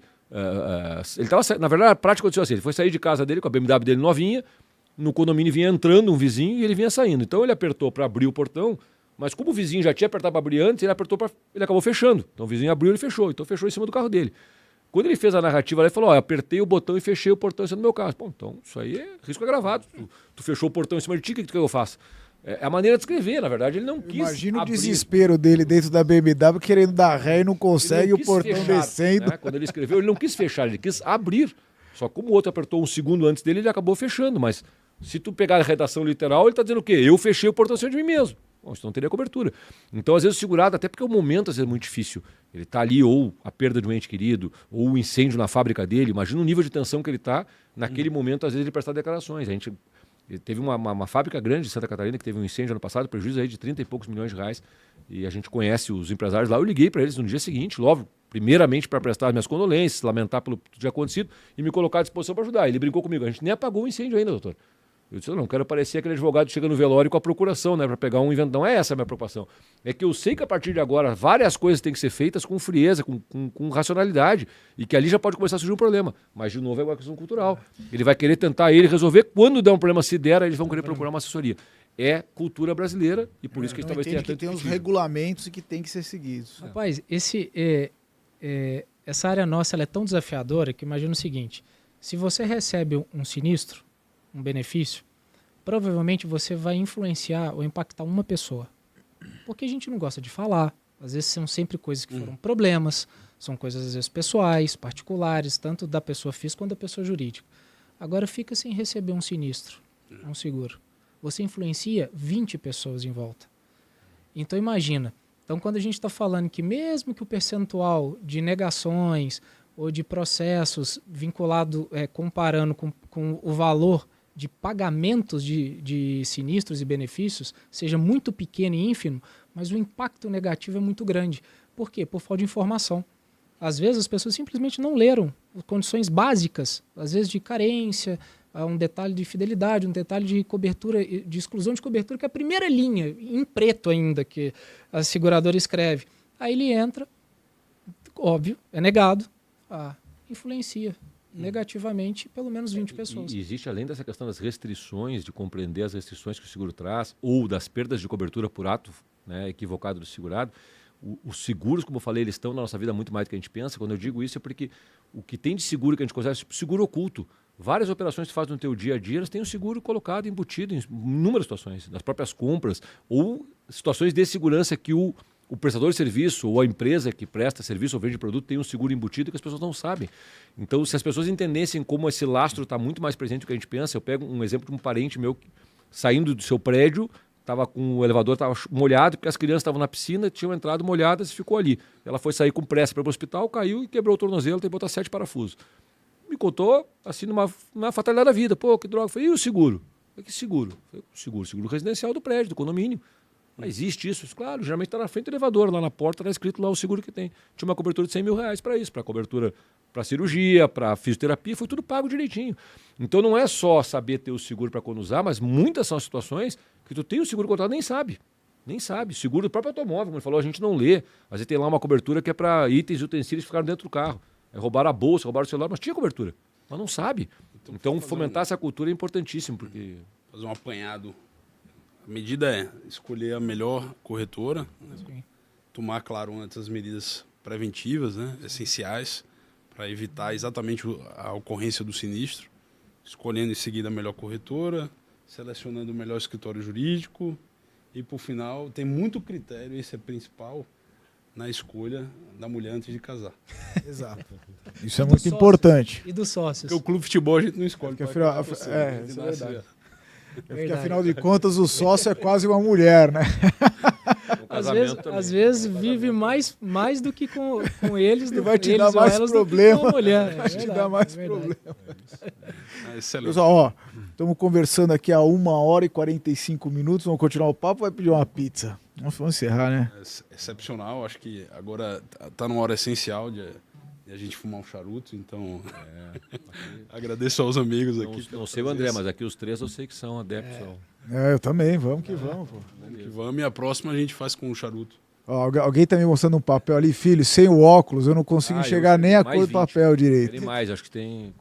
É que nem... Tá bom, então, se o músico pergunta se querem que bis, só né? aceito agora pedidos. Por exemplo, o pedido é para parar, né? Mas se o pedido é para seguir um pouco mais... Vamos aproveitar, então. Os 20 minutos serão direcionados, inclusive, especificamente para a gente direcionar, a gente está lendo aqui os recados, a nossa atuação do nosso patrocinador aqui, a Legal Expert, né, que é a nossa plataforma de certificação jurídica econômica, em que o próximo módulo, sem dúvida, será sobre seguros, né? A gente terá 30 horas aí tratando dessa temática que é excepcionalmente importante, a nossa atuação. Os cursos elucidativos, né? Como operador jurídico, como operador de direito, não só como advogado, mas também como corretor, como advisor, como conselheiro, como contador, como executivo da empresa. O curso de certificação jurídica econômica da Legal Expert, especialmente no caso de seguros, ele será, sem dúvida, essencial para o acadêmico de direito, que quer entender essa área como essencial à sua atuação futura, como também para o profissional já graduado, que precisa de uma certificação específica da atividade econômica em que ele está inserido. A iniciativa da Legal Expert, nesse sentido, ela é fundamental, porque em seguros eu posso te dizer, dada essa mazela acadêmica, como eu falei, que as pessoas saem sem conhecimento e contrasta com o mercado extremamente repleto de oportunidades, esse tipo de certificação vai dar àquele profissional a possibilidade de chegar no mercado já com conhecimento. E como eu digo, você tem espaço em história de advocacia, você tem espaço em jurídico interno de seguradora, você tem uma série de oportunidades que o mercado, as corretoras de seguro precisam de assessoria, então o segurado em geral, né, do ponto de vista mais plural, também tem necessidades. Então é um mercado que realmente profissional que se capacitar, de ter uma base de conhecimento que viabilize que ele adentre ao mercado, com certeza. E o interessante é que no mercado financeiro, como também no mercado de seguros, tem uma certificação própria. Você tem um profissional, como na advocacia, né, a gente tem uma AB, só que a certificação ela é do clínico geral. Ela não direciona, com exceção do mercado financeiro, que tem certificados exclusivos, né, para profissionais que atuam em determinados tipos de instituições financeiras. No mercado jurídico, a gente vê essa dor do contratante, né, seja da empresa, do fundo de investimento, do banco, que precisa de um profissional especialista não só numa área acadêmica, né, de ter uma pós-graduação, mestrado, um doutorado. É uma carência muito típica do mercado do jurídico, da advocacia, do estudante de direito, penso eu. Na administração de empresas também é assim. Formam-se generalistas, né? Com um conhecimento básico de tudo, mas nada. É importante. Que é importante uma boa base. Mas eu reflito, às vezes, se não deveria na advocacia também tu ter, como na medicina, tipo uma residência. Né? Fez lá 4, 5 anos de direito. Bom, agora qual que é a área? Já conheceu um pouco, vai seguir? Não, eu quero ser tributarista. Eu quero já fazer. Como isso não existe, né? Acho que é aí que vem cumprir para sanar essa lacuna, vem essas certificações para o profissional poder realmente se capacitar. Porque do contrário vai ser, como eu falei, um clínico geral. Se o mercado geralmente não trata muito bem o clínico geral. E também não há nada mais gostoso do que você, dentro da sua profissão, se aprofundar em conhecimento, né? E sair da base e se aprofundar, conhecer mais. Ter uma certa autoridade na tua matéria. Claro. No direito, eu acho que nicho dentro da área jurídica é fundamental o profissional se estabelecer. Ele pode ter um conhecimento geral importante, acho que sempre uma boa base é muito boa, mas em algum momento precisa que ele diga o que tu é bom, o que tu realmente sabe. Não, isso aqui eu entendo bastante. Sei, né, de algumas coisas, conheço, estudo porque sou estudioso, mas esta matéria essa eu compreendo. Então é fundamental porque ele se apresenta com uma maneira com mais segurança, porque claro, vai vir pergunta de uma outra área, ou se você me fizer uma pergunta tributária complexa, eu não vou saber responder, mas eu não tenho essa preocupação. Não há como saber, né? O conhecimento jurídico é muito amplo, mas te dá um certo posto de segurança. Não, esta área aqui, essa eu conheço, essa eu posso, né, me defender um cliente de uma forma adequada. No meio campo você é um Ronaldinho Gaúcho, no ataque você é um Romário, Ronaldo Fenômeno. Sabe o que mesmo que você jogue na zaga, você sabe o que fazer lá na frente, né? Se faltar alguém. No meio campo você é um Aldivan querendo subir assim. Só vou finalizar aqui. Quer fazer mais alguma pergunta, Fábio? Excelente, amigo. Quero somente agradecer a presença. Agradeço você. Obrigado, doutor Ricardo. Obrigado, Augusto. Obrigado, Fábio. Obrigado a toda a equipe.